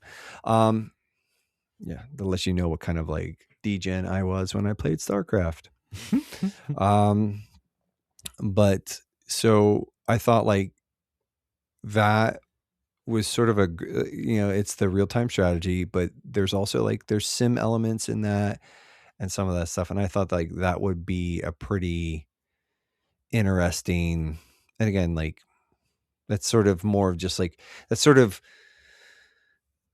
dipping into a lot of different genre, like, trying to spread the net Sure. genre wise too. So that was that one. That was my pick for just that sort of like I said, I wanted to maybe include a Civ or something like that, but ultimately like if this is like my 10, it's like I think StarCraft is, probably, it's not, Civ can be a little much. Like any of those 4X, it's kind of like if you like StarCraft and you want to get like super, like kind of like super in the weeds with some of the stuff with multiple win conditions, like go check out like Civ games. StarCraft is a little, it's much more action intensive, or even like Warcraft 2. It's pretty. See, I don't know enough about those types of games to have much of an opinion. They seem very complicated for something to introduce someone to video games. But that's just how it strikes me. Like the way that I would sort of set it up is that something that you sort of build into after you've got some of the other foundations down. It's like, okay, like this is kind of what this can look like on a bit of a higher level. Some of these different pieces that you've been putting together as far as like gameplay and, but yeah. When you're talking about, you mentioned sim games, totally different direction. And perhaps I'm just showing how much of a Nintendo fanboy I am. But the first thing that comes to mind for me is something like Animal Crossing, where it's like this, you want to be introduced into this. This is a very, very simple, it's vast, but it's like. That was kind of on my list. But again, it was sort of like that. I have a little bit of experience with Animal Crossing, but again, this is sort of like my take on like, and again, I think it sort of,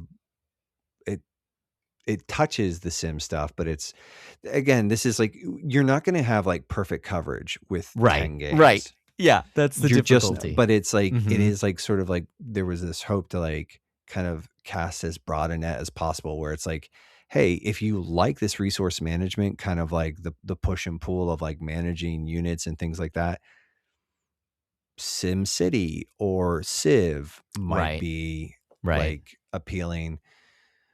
Whereas like, in some ways I kind of put like Animal Crossing and Minecraft on comparable levels. Yeah. But like Animal Crossing is way more relaxed than Minecraft though. Right. Yeah. Depending. And if it's not creative. Unless you're into Tom Nook for billions, at which point in time it's just like, just delete your island and start over again. That could totally be part of it. Yeah. Okay. Yeah. No, that's interesting. I mean, the spoilers I don't have on my list. Oh my gosh, a point and click adventure game. So it's not going to be comprehensive. I was just thinking, and yeah, it's largely games that I tend to play that I was thinking through as I was thinking about this. But again, introducing people to video games was kind of what I was going for. So the couple games that I have left, one, I know we already kind of talked about games as art, kind of a deal, but I feel like this one is, again, it introduces you. It's a very simple game, but I think it is an experience that can only be done with video games, and that game is Journey. That it is not first person like Edith Finch is. It's third person. But you can get, all you do is run around and jump.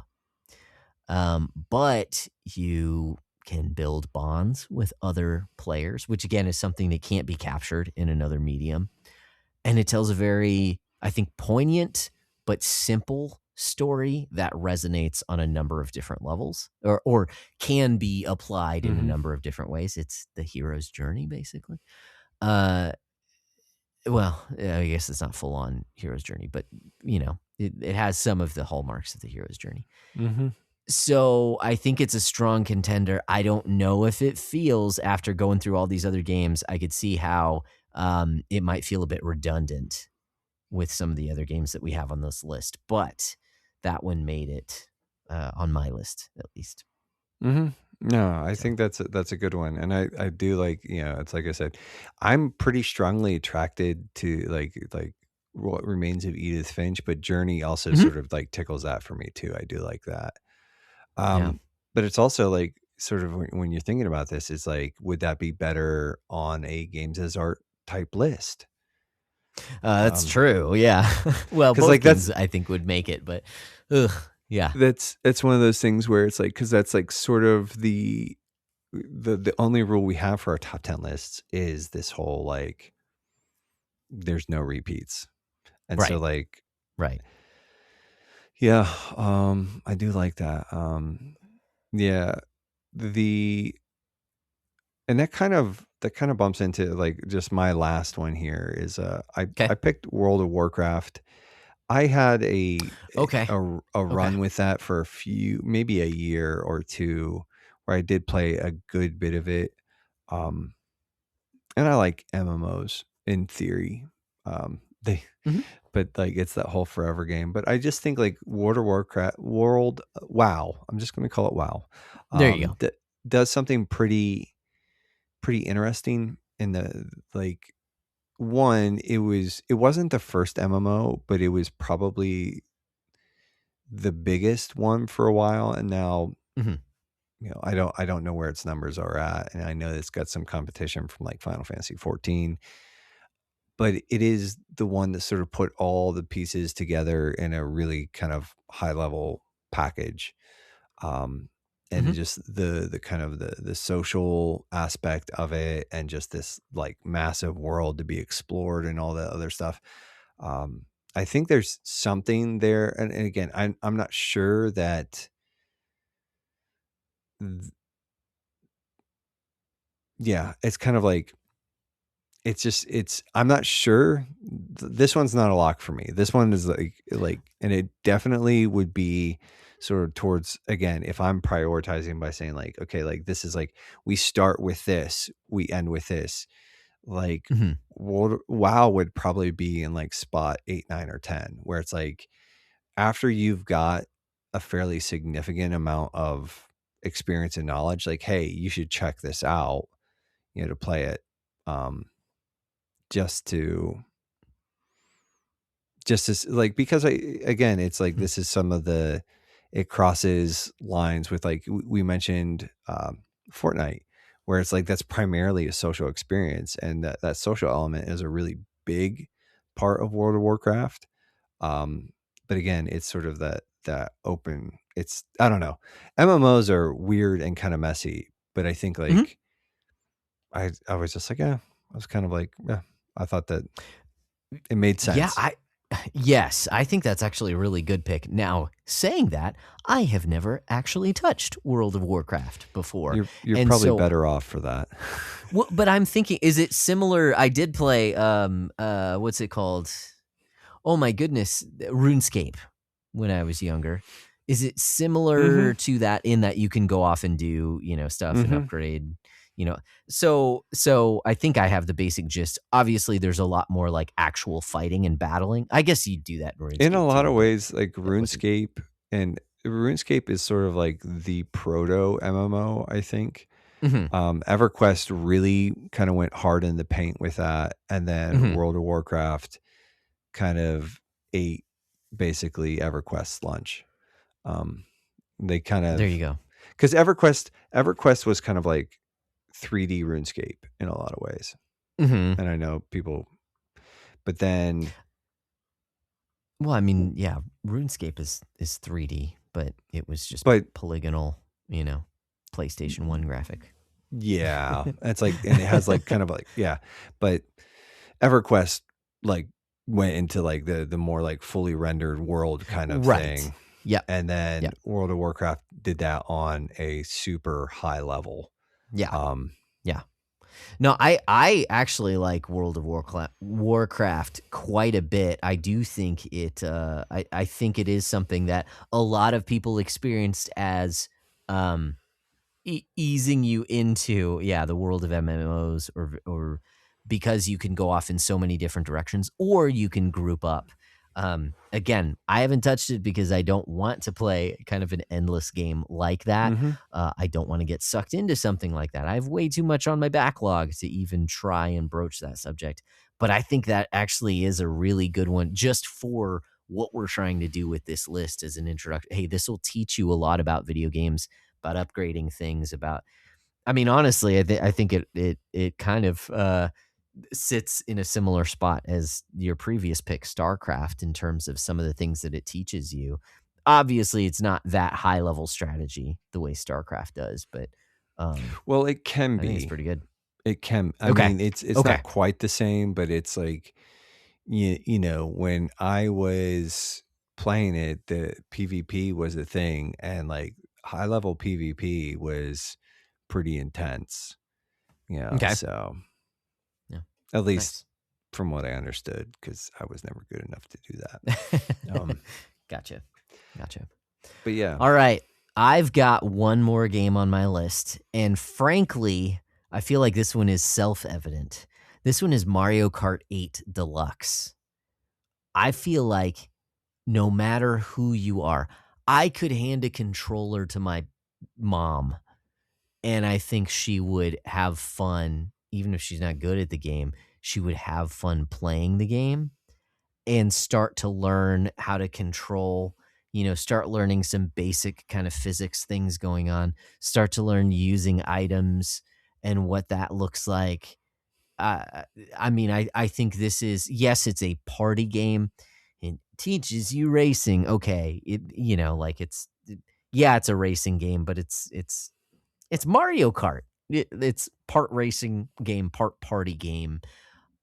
This one I think is a really easy introduction to video games. If you've never even played a video game before, you can pick it up and play it and love it. I'm struggling with reasons because I think it is self-evident that this one should be pretty high on the list, that it can teach you how to play video games because you're just going to have fun playing it. Well, and it makes a statement about what games can be and sort of in some ways should be, which is fun. Yeah. More or less. Yeah, and you can lean into that co-op sense of it, if you want to, or you can, refine your skills with time trials and stuff like that. So, that one did rise to the very top for me because I feel like it's just, again, kind of self-evident. The sales numbers don't lie, even though there are games that have sold far more than MK8 Deluxe. I don't think GTA 5 or any Call of Duty game would be good for introducing people to video games. Yeah. Well, I think now it's time for us to figure out what we're going to do here. So Tetris Yep. was the only thing that we sort of had like a perfectly On clean lock. consensus Yeah. on. So I think we need to talk about the ordering of this list and 'Kay. how are we going to order it. I'm partial to the sort of, again, the idea where like the ordering is like start with this and then progressively like, so number one would be like out of all these games, if you're sort of looking at this gaming 101 top 10, you should play Mhm. number one first. That's going to give you sort of, some foundational knowledge. And then 'Kay. each one is like, I think moving and sort of building on each. I think that's, to me, that makes the most sense. Yeah. That works. As That far works. as order. So I have Tetris in at number one, but Cool. I do think that maybe something else should go there first. And I think that Okay. like it's kind of down between, to me in my head, it's like Kirby Superstar versus Super Mario Brothers, original Super Mario Brothers. Like, and again, it's that platformer kind of like, and I don't know, like, I'm not going to die on this hill per se, but I really do think it ought to be Super Mario Brothers. Mhm. But that's just me. So my only pushback is actually about the choice of first game, is that you would have someone do a side scroller before Mario Kart 8. Yeah. Okay. Because again, I'm sort of looking at this through like educational means. It's like, it's sort of like what requires the least, because like, that's the thing is like Mario Kart 8 is going to require a little bit of like navigating through 3D spaces. And so I think like we're talking like the person that's doing this in a lot of ways is like, and Mario Kart 8 requires some camera control. Like you can set it up so that you don't have to, handle the camera. But I think some of this is like you're trying to build a little bit of like a skill in here as well. You know what I'm saying? So it's like you're saying somebody who's never played any video games, like, yeah, I'm going to start them like towards the more basic stuff, and I'm going to build into 3D spaces because those are a little more complicated. Yes, but you're not really traversing. You said camera control. You don't use the right stick. I mean, you're pretty much, accelerating with your right hand and then just navigating, steering with your left hand as you play Mario Kart 8. You sure about that? I think I recall using the right stick. Like Okay. that's how I steer primarily. I could be wrong. My right thumb is holding down the acceleration button. I don't know. I'm like I said, I think it's one of those things where I think moving into 3D spaces takes a little bit of time. And I would really prioritize starting with like Tetris, I think would be a fine one too. Yeah. To like say like this is like the very first video game, but it's like I want to keep as sort of complexity down to a minimum. Yeah. So like I said, like I think if it's like Kirby Superstar or if it's Super Mario Brothers, and again, I'm going to push for Super Mario Brothers because I think like, but so I'm actually okay with keeping Tetris Effect in the first spot because like it is the lowest, in a lot of ways, it is the lowest barrier to entry. Yeah. I largely agree, and I don't think it's worth arguing over. While I would personally lean more towards Kirby Superstar, I don't think it's worth. Yeah, I don't think it's worth arguing over because I do think Mario Brothers has that element of teaching, like you said, didactically. And I think honestly, with Super Mario Brothers, it's like you don't have to commit to playing the whole game. I legitimately think if you play through like at least the first level, and if you want to play some of the other ones, like it's variations, but it's the same basic. Like but it's that first level, especially World 1 is like that's kind of a master stroke. So yeah. you're cool with it, I'm down I'll with that one. Yep. throw that in spot number 2. Then okay. So Tetris Effect at number 1, and then Mario Brothers, Super Mario Brothers. Excuse me, it is not the. You put some respect on that, original son. Mario Brothers. Yeah, OG Mario Brothers is a different thing altogether. I forget about that sometimes, but yeah, that is definitely a much different thing. All right. So then would you place, again, because I feel pretty strongly about it, would you put Mario Kart 8 next? Or did you have something else in mind to introduce people? So again, sort of like the thinking of like moving in 3D spaces, I would kind of push for something a little more even introductory. So I think I would push for like Doom or something comparable to that. Or I'm just looking here because I'm I don't know that Doom would be easier to play than Mario Kart. Yeah, I don't know.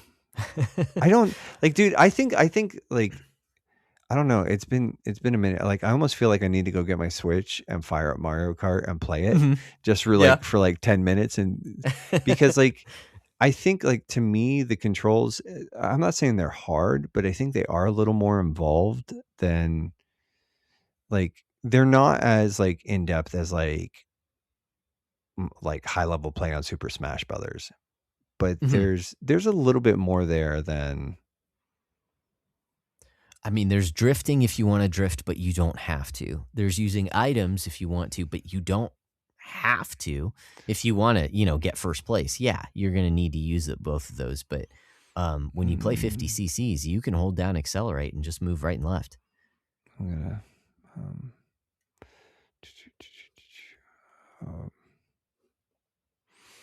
Yeah, I don't know.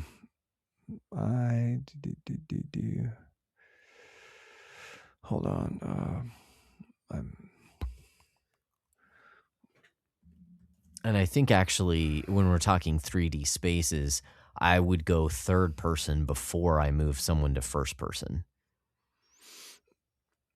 I mean, yeah, I'm not gonna die on this hill. Like, I know that you want to get it in there, so I think and I don't have any like super strong objections. Like I said, I would probably wait a little bit longer to sort of introduce that, but I don't think that's that's the wrong tab. Too many tabs open. Yeah, we'll put Mario Kart 8 Deluxe in there. Yeah, go ahead, man. Okay.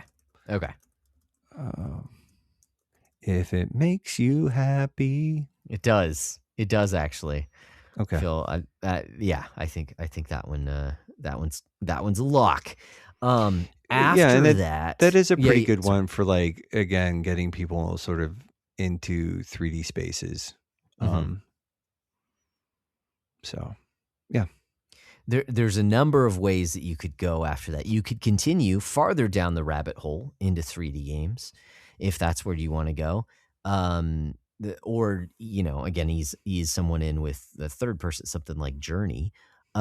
Or you could go back to basics with, I know we didn't really hash it out, but like a JRPG. At that point, what are you feeling? What direction would you go after Tetris, Mario Brothers, Mario Kart 8? So I've got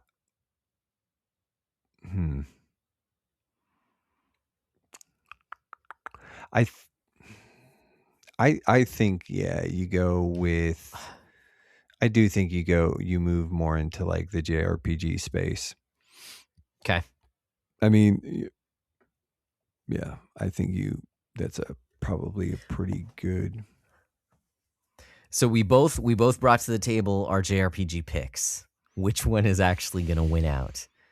Do you still feel strongly about Final Fantasy IV? I feel pretty strongly about 4, but I also like, to me, it's kind of like Final Fantasy IV would be the one that I would personally recommend to somebody, but like I can also sort of because I think it does capture more of like just what I would call like JRPG tropes. And I'm not saying that Pokemon doesn't hit any of that, but I do also, I think for me, I associate sort of more of the high fantasy with JRPGs than, and I think that's a better picture of what JRPGs typically are. Sort of that having that high fantasy element. And it's not to say that Pokemon isn't fantastic, but so I think those are like my arguments, but like it's because it's like, Pokemon has a story. I don't think it's as impressive. No. But I think systems wise, it is a little richer than Final Fantasy IV. But it's like I said, I think 4 is a perfect pick for this personally, but I don't know. I'm all willing. I think 4 is just the better pick. Like as far as like, it's sort of, that's just me. The tropes, as far as the tropes, the fact that it's sort of like the legacy of JRPGs in general is really tied to the Final Fantasy franchise. And I think again, it sort of does a pretty good job of giving you, it's linear. It's got a decent story. So I agree that Swords and Sorcery fits with JRPGs more in general. However, I think we might be too old to be arguing this, because modern JRPG, I mean, Pokemon is such a huge franchise, even outside of video games.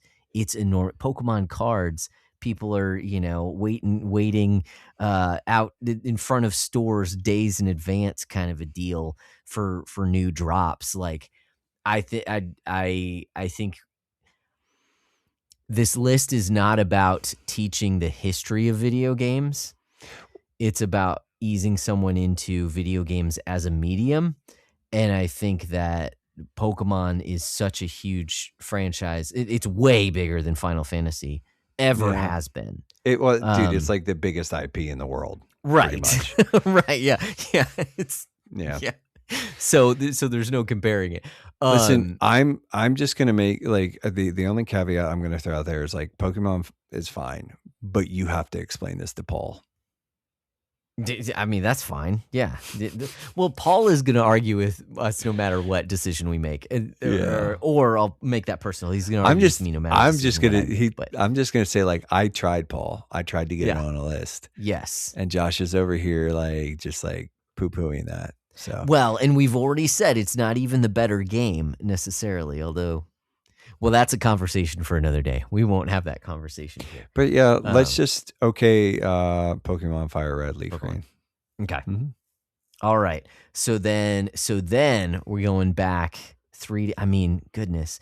So we could go in the direction of staying simple with something like a Shredder's Revenge, or even like a Street Fighter 2, if we want, kind of. I think for the fighting game, though, I really do. I think that Smash Brothers is probably the pick. And again, it's sort of like it's an issue of accessibility, but also, it's got sort of a party game element to it as well. I think that's like, in some ways, like Street Fighter 2 is more important, like historically. And like, if this were, again, this is sort of a college class per se, like, and it would, or like even like my personal list to Byron, I'd be like, hey bud, like let's check out Street Fighter 2 Turbo. But I think as like sort of just broader appeal, like Super Smash Brothers Ultimate is sort of accessible enough that it kind of can open up fighting games to a lot of people, where it's like, and again, high level play with that. Nice. Okay. Would you go that next, or would you go a different direction? No, I'd probably just put that in 5. Okay. I mean, okay. Super Smash Brothers Ultimate. I'm going to say that there are a couple games on my list that I'm okay with just having them roll off. Although I think Vampire Survivors is a good pick, I think it's also just as well that it's a runners up.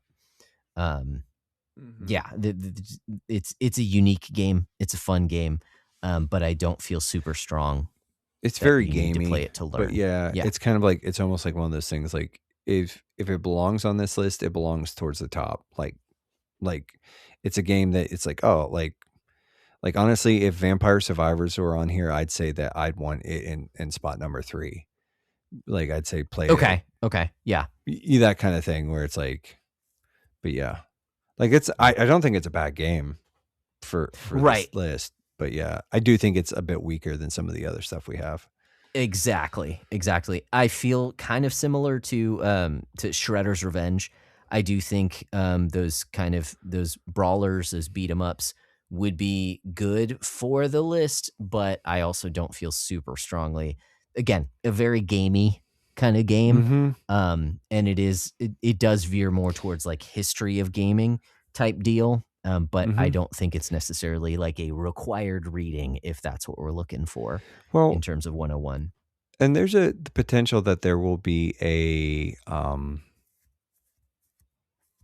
like we've talked, like a potential category is like co-op games. And I can see that having a home there where it would be like a lot more. Okay. Yeah. Because just as I'm looking at the rest of my list, I'm fine with letting those drop off to more the runner-up category, something like that, but not necessarily putting them on the main list themselves. Okay. That said, there are some heavy hitters that we've talked about that are on the list that haven't quite made it to the official list. But again, I don't know how much we want to overlap with some of the stuff. Minecraft, What Remains of Edith Finch, and Journey are all kind of well, we both have Minecraft adjacent on our lists, and so I think Minecraft is probably a good lock. The way to go. Yeah. As far as just like, I do think though.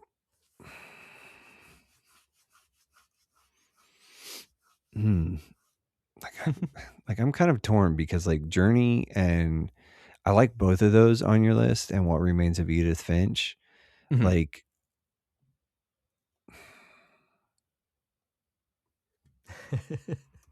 difficult decisions. But yeah, I think Minecraft in spot number 6 is fine. Okay. It's sort of like I said.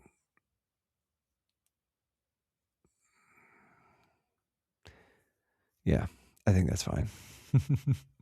Those big open worlds too. And it does, and like Minecraft like ticks a lot of like, it's sort of the like bigger play space, right? Kind of,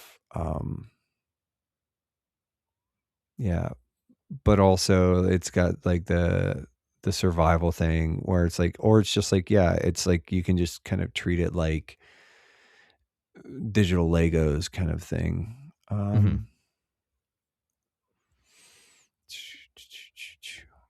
So we've got 4 more spots on the list, and I almost let me throw this out there and see what you think about that.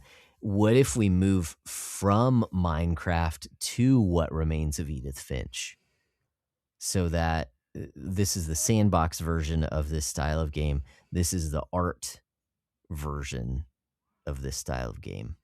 I actually think I was going to say, like, I actually think Journey's the better pick there for that. Okay. I think Journey is a little gamier than What Remains of Edith Finch. Yeah. I'm not saying yes, like it is.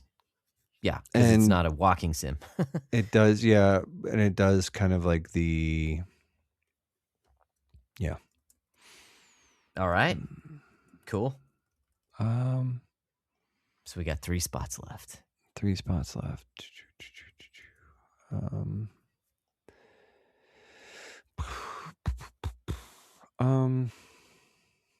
I'm just gonna tell. Like, I think I'm gunning for Portal Okay. for spot number 10. Okay. I really think like it's sort of out of all of this, it is like the highest level. Like, I think like if you're okay with that, I like to put Portal at spot number 10, just because like I think it's like it's yeah. I think it's Okay. like that would be Portal, probably, like, again, sort of like you graduate into Portal and that kind of sort of unlocks like a lot of the mechanical stuff. Mhm. But actually I don't know if that should rule. I guess we only have 2 spots left.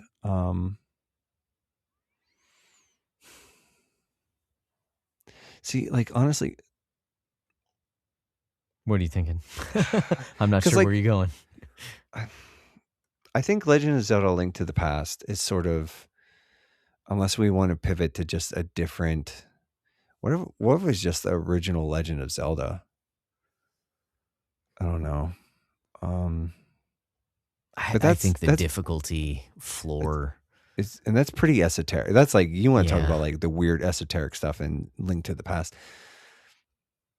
Yeah, see, I would go Link's Awakening because it's a manageable size, and even though it does require you to go But all around the map, Link's and find Awakening stuff. is on your top 10. It isn't is. it? Yeah, that's true. Yeah. That's kind of man. like, yeah, I would, in some ways Difficulties I all would. around. But I also think like the thing is, like, part of it is like in some of like these legacy games too, like even like the argument for Final Fantasy IV as part of that is that it is kind of a bit of a history lesson about itself. And I think like the Legend of Zelda is, like I said, it's just one of those things like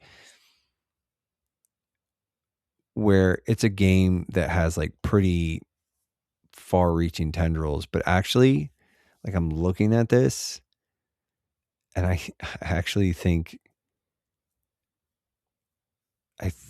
I would, just, we're kind of like, I think Legend of Zelda: A Link to the Past actually needs to be, I know we just like decided spot number 5 earlier, but I think Link to the Past needs to be 5 and we need to bump everything else up. Cause like it's a bit of a heavier lift, but it's still not, I don't know. That's just my personal take. I think that would be the one. This last one, I don't know, man. A game that was not on my list that comes to mind too is like, what about Castlevania Symphony of the Night? That one would actually work really well because you're getting some RPG mechanics. You're getting that Metroidvania thing in there as well. But Well, I didn't actually present that with the list, so I don't know. Like, dude, we don't have to be married to any of it. Like, this is like the 10 games. Like, sometimes this is like the thing is like, what if we move Super Smash Brothers, Minecraft, and Journey down, all one? We put A Link to the Past in spot number 5. But see, and I thought almost doing Symphony of the Night in spot number 9, but it's like, but I don't know, man. Like, Symphony of the Night kind of belongs on like a GOAT list, though, dude. Like, sure, honestly, yeah, it's kind of like, I mean, yeah, the so, OG that holds up really well. It's like, it's one of those things where it could fit. I could see it fitting on this list, but it also, like, it's technically, it's like one of the GOATs. I would think maybe StarCraft. Really? See, I would go World of Warcraft. You would go WoW? But I suppose we are down towards the bottom of the list. If we are thinking about it the way that you've proposed, that we progressively move up, then StarCraft makes sense. Like, yeah, the skill floor is kind of like, right. So So frankly, either way, because I've never played either game. I don't know, man. Like, yeah, StarCraft is pretty intense. Warcraft is just like, I think like it's like, and I'm kind of looking at it too, and it's like we have things that are sort of adjacent to Okay. WoW. Like we have Minecraft, which is like, again, the big open world, and it doesn't have like the quests or all of that stuff, but it see, this is like what's hard about like lists like this. You thought this was going to be easy, huh? I didn't think it was going to be this hard. Between the both of us, we had one game in well, no, that's not true. Minecraft and Tetris, yeah. Two, technically. Tetris, but yeah. Dude,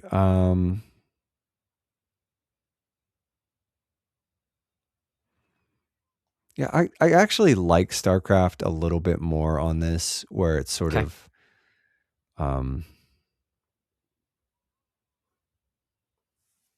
yeah. That's it. All right. Cool, man. I think this might be, yeah. I'm just kind of looking at this and I'm just like, yeah.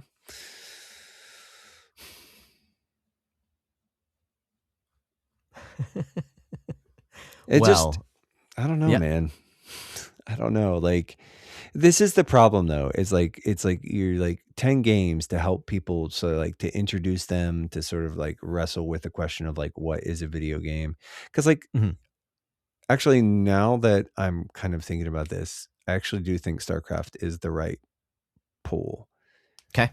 Just because WoW sort of borrows, again, it's like, it sort of does like the big open world thing, but it borrows a lot of like JRPG elements. The exploration of 3D spaces is going to sort of be there, and like Journey, like it's comparable to that. Like, yeah. Okay. Yeah. It's like WoW is one of those things that kind of puts a bunch of different stuff together. Yeah.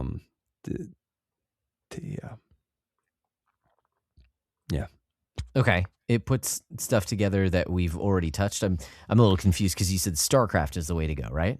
Yeah, StarCraft is the way to go.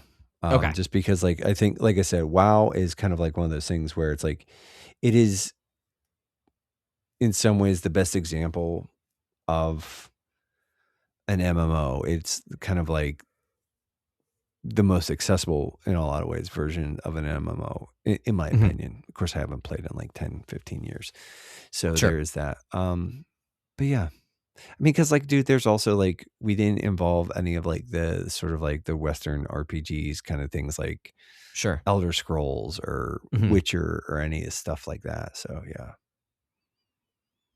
Like, again, like the goal is like the sort of like, you would give this list to somebody and you say, hey, work your way through this, and you'll have a pretty good picture of what the video game landscape is like. I think like, yeah, again, it's not fully like it does feel a little like there's something about the list that feels a little bit off to me, but I can't put my finger on it yet. Yeah, I don't think, I mean, Journey is really the only game I feel like that would have anyone feel as though there's, kind of an art form to video games more so than just for the pure enjoyment of them, if that makes sense. Because there's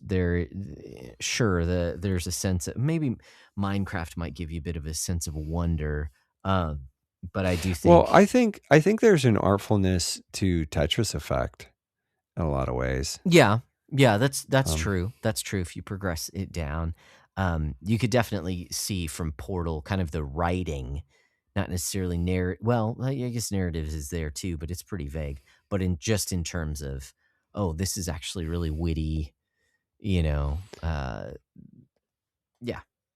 good writing stuff there too.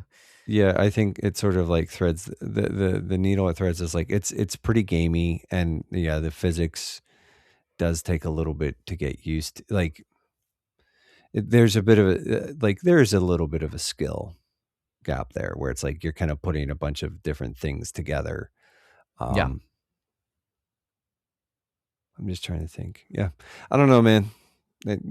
Someone will probably let us know how much we suck at this. Yeah. How could you have forgotten this X, other Y, and Z. Mario game, now that we have 3 Mario games on the list?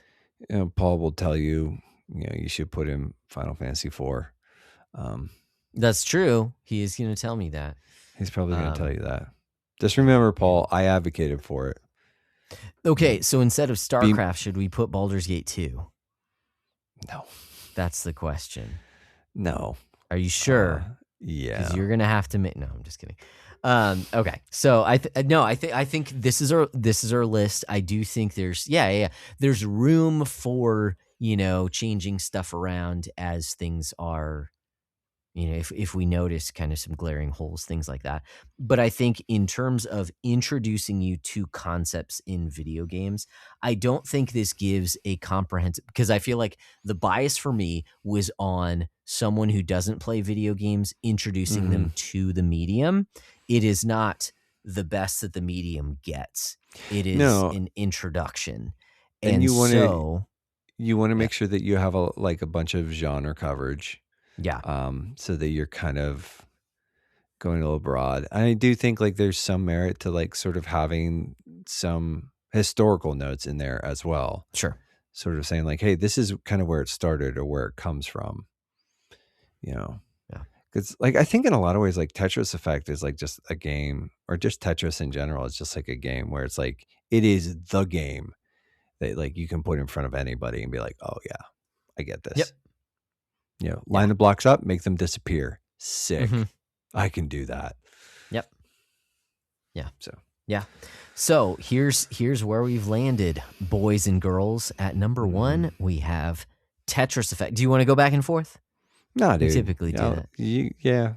I'll just honestly, my voice is getting a little Okay. Well, number 1, we start off with Tetris Effect. We move to number 2, Super Mario Brothers. Number 3 is Mario Kart 8 Deluxe. Then moving to number 4 is Pokemon Fire Red and Leaf Green.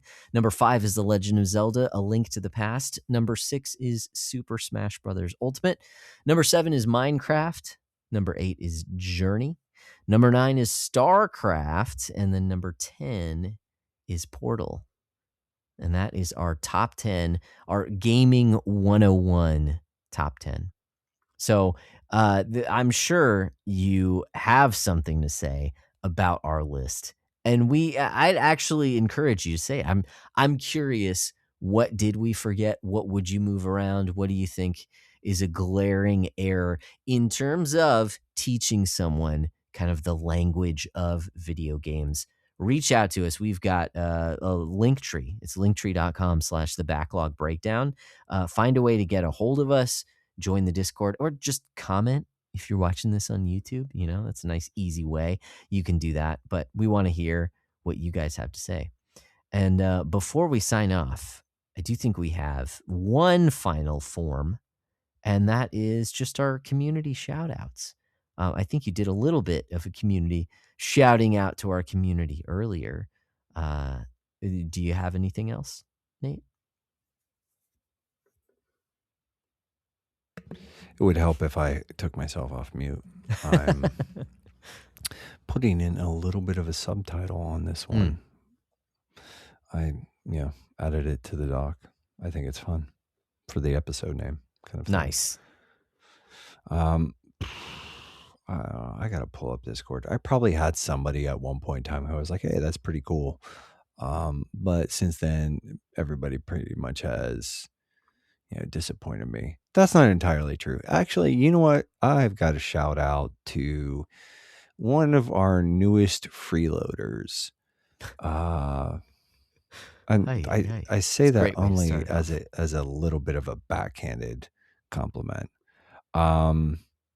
But it's Demise91 joined the Discord recently. Yeah. And that's a dude that Parker is sort of responsible in some ways, shape, and form for sort of pointing him towards this podcast. And so, yeah, sick. Nice. Glad to have you on, dude. And sorry, not sorry. Welcome. Sorry. Yeah, so I've got a little bit of an odd one, but here it is anyway, is that our good friend, we've shouted him out multiple times before, but our good friend Jono is taking a bit of a break from social media. And I just really admire that he has the wherewithal to do that. I think that's a great thing to do from time to time, even including some of his favorite parts. At least I'm speaking on his behalf. So he let us know in the Discord, hey, I'm not going to be here next month because I'm doing a digital declutter. Love the idea. And I know that is like anti-self-serving, that I'm saying, hey, guys, we want to hear from you. Also, I think it's really cool when you shut off the internet for a while. But especially I just think it's a Jono, great thing to do. like Jono, it's like, we like hearing from you, bud. Yes, you're a voice. yes. You're a voice of reason, a voice of Mhm. sanity, and you're abandoning us to these hooligans, to these madmen. But at the other side of that coin is also, I think that's really cool that you're like, I really respect you for doing that. So shout out to you, sir. It's probably something I should take more seriously. But then I should probably actually be more present also. So how do you do both of those at the same time? That's a good question. Yeah, dude. The social media is tough, man. I've been pulling away from Twitter. Yeah. I don't really check my personal. I've been kind of playing around a little bit with like the podcast Twitter, engaging some people and stuff Nice. like that. But yeah, my personal Twitter, I'm like, dude, this sucks. I hate it. I'm out. Like, social media is just the worst. Like, I think it's been, but yeah, Jono's a G. Like, yeah, dude. Yeah. Enjoy your time off, brother. And then when you come back, I expect you to just help me, lay down the law, bring back order. Hey, you know what is a weird thing? I've never seen Jono and Paul in the same room, and John's leaving the Discord for some time, and Paul actually just came back to it. Coincidence? I think not. Actually, that is probably just solely a coincidence. I've just never seen them in the same room together. That's true. I've never seen them in the same. I've never seen either one of them in a room. In a room at all. At all. Well, I've seen Paul in a room. That does make it difficult. I have seen Jono in a room. Just through digital spaces. John's done content with us before. Yes, that's true. Not physically though, not temporally. So they could just be AI. That actually checks out for Paul. Yeah. So shout out to you, whether or not you're AI. You're really cool. Yeah. Yeah. And good on you, man. Yeah.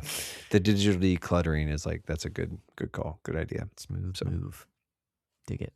It's a bold move, Cotton. But I think this probably took a little bit longer than we anticipated, but it's not terrible. It's not our worst effort yet. Actually, it was fun. Like, I enjoyed it. It was fun. It was enjoyable. Like, I didn't know what to expect with this one. And again, I think part of it is like the criteria was just kind of like we were coming at it from slightly different angles, but I think again, like the spoilers, and you guys will probably hear this, but it's maybe Josh will put it up, but I subtitled this as Teaching Noobs the Language and Landscape of Gaming. And it sort of does that, where it's like it teaches people how to play. It also sort of like familiarizes them with some of the more prominent forms. Like there's always like, because that's the thing, like a Metroidvania is essentially like it's a platformer of sorts. It's a platformer with added elements. And it's like some of it is like you need to cover some of the base foundation stuff. Like, yeah, there's a lot of stuff there. Yeah, it's been fun. It's a good thought exercise, and I'm willing to, I'm open to input, as to other directions it could have possibly gone as well.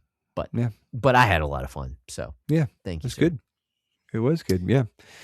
Good call. Yeah. Yeah. So I really have to start collecting our top 10s and putting them all on a document. Yeah, simple enough. We can do that. We're making our way to 10 top 10s. Our top 10. 10 10s. And then when we're done with it, we'll rank our top 10s lists. And then we'll have a top 10 list of top 10s. My and top the 10 world list will be number 1. No, as far as that'll being be the number best. 2. No, it'll be number 1 because Because- it's the best, because it's mine. No, it can't be. Yes, sir.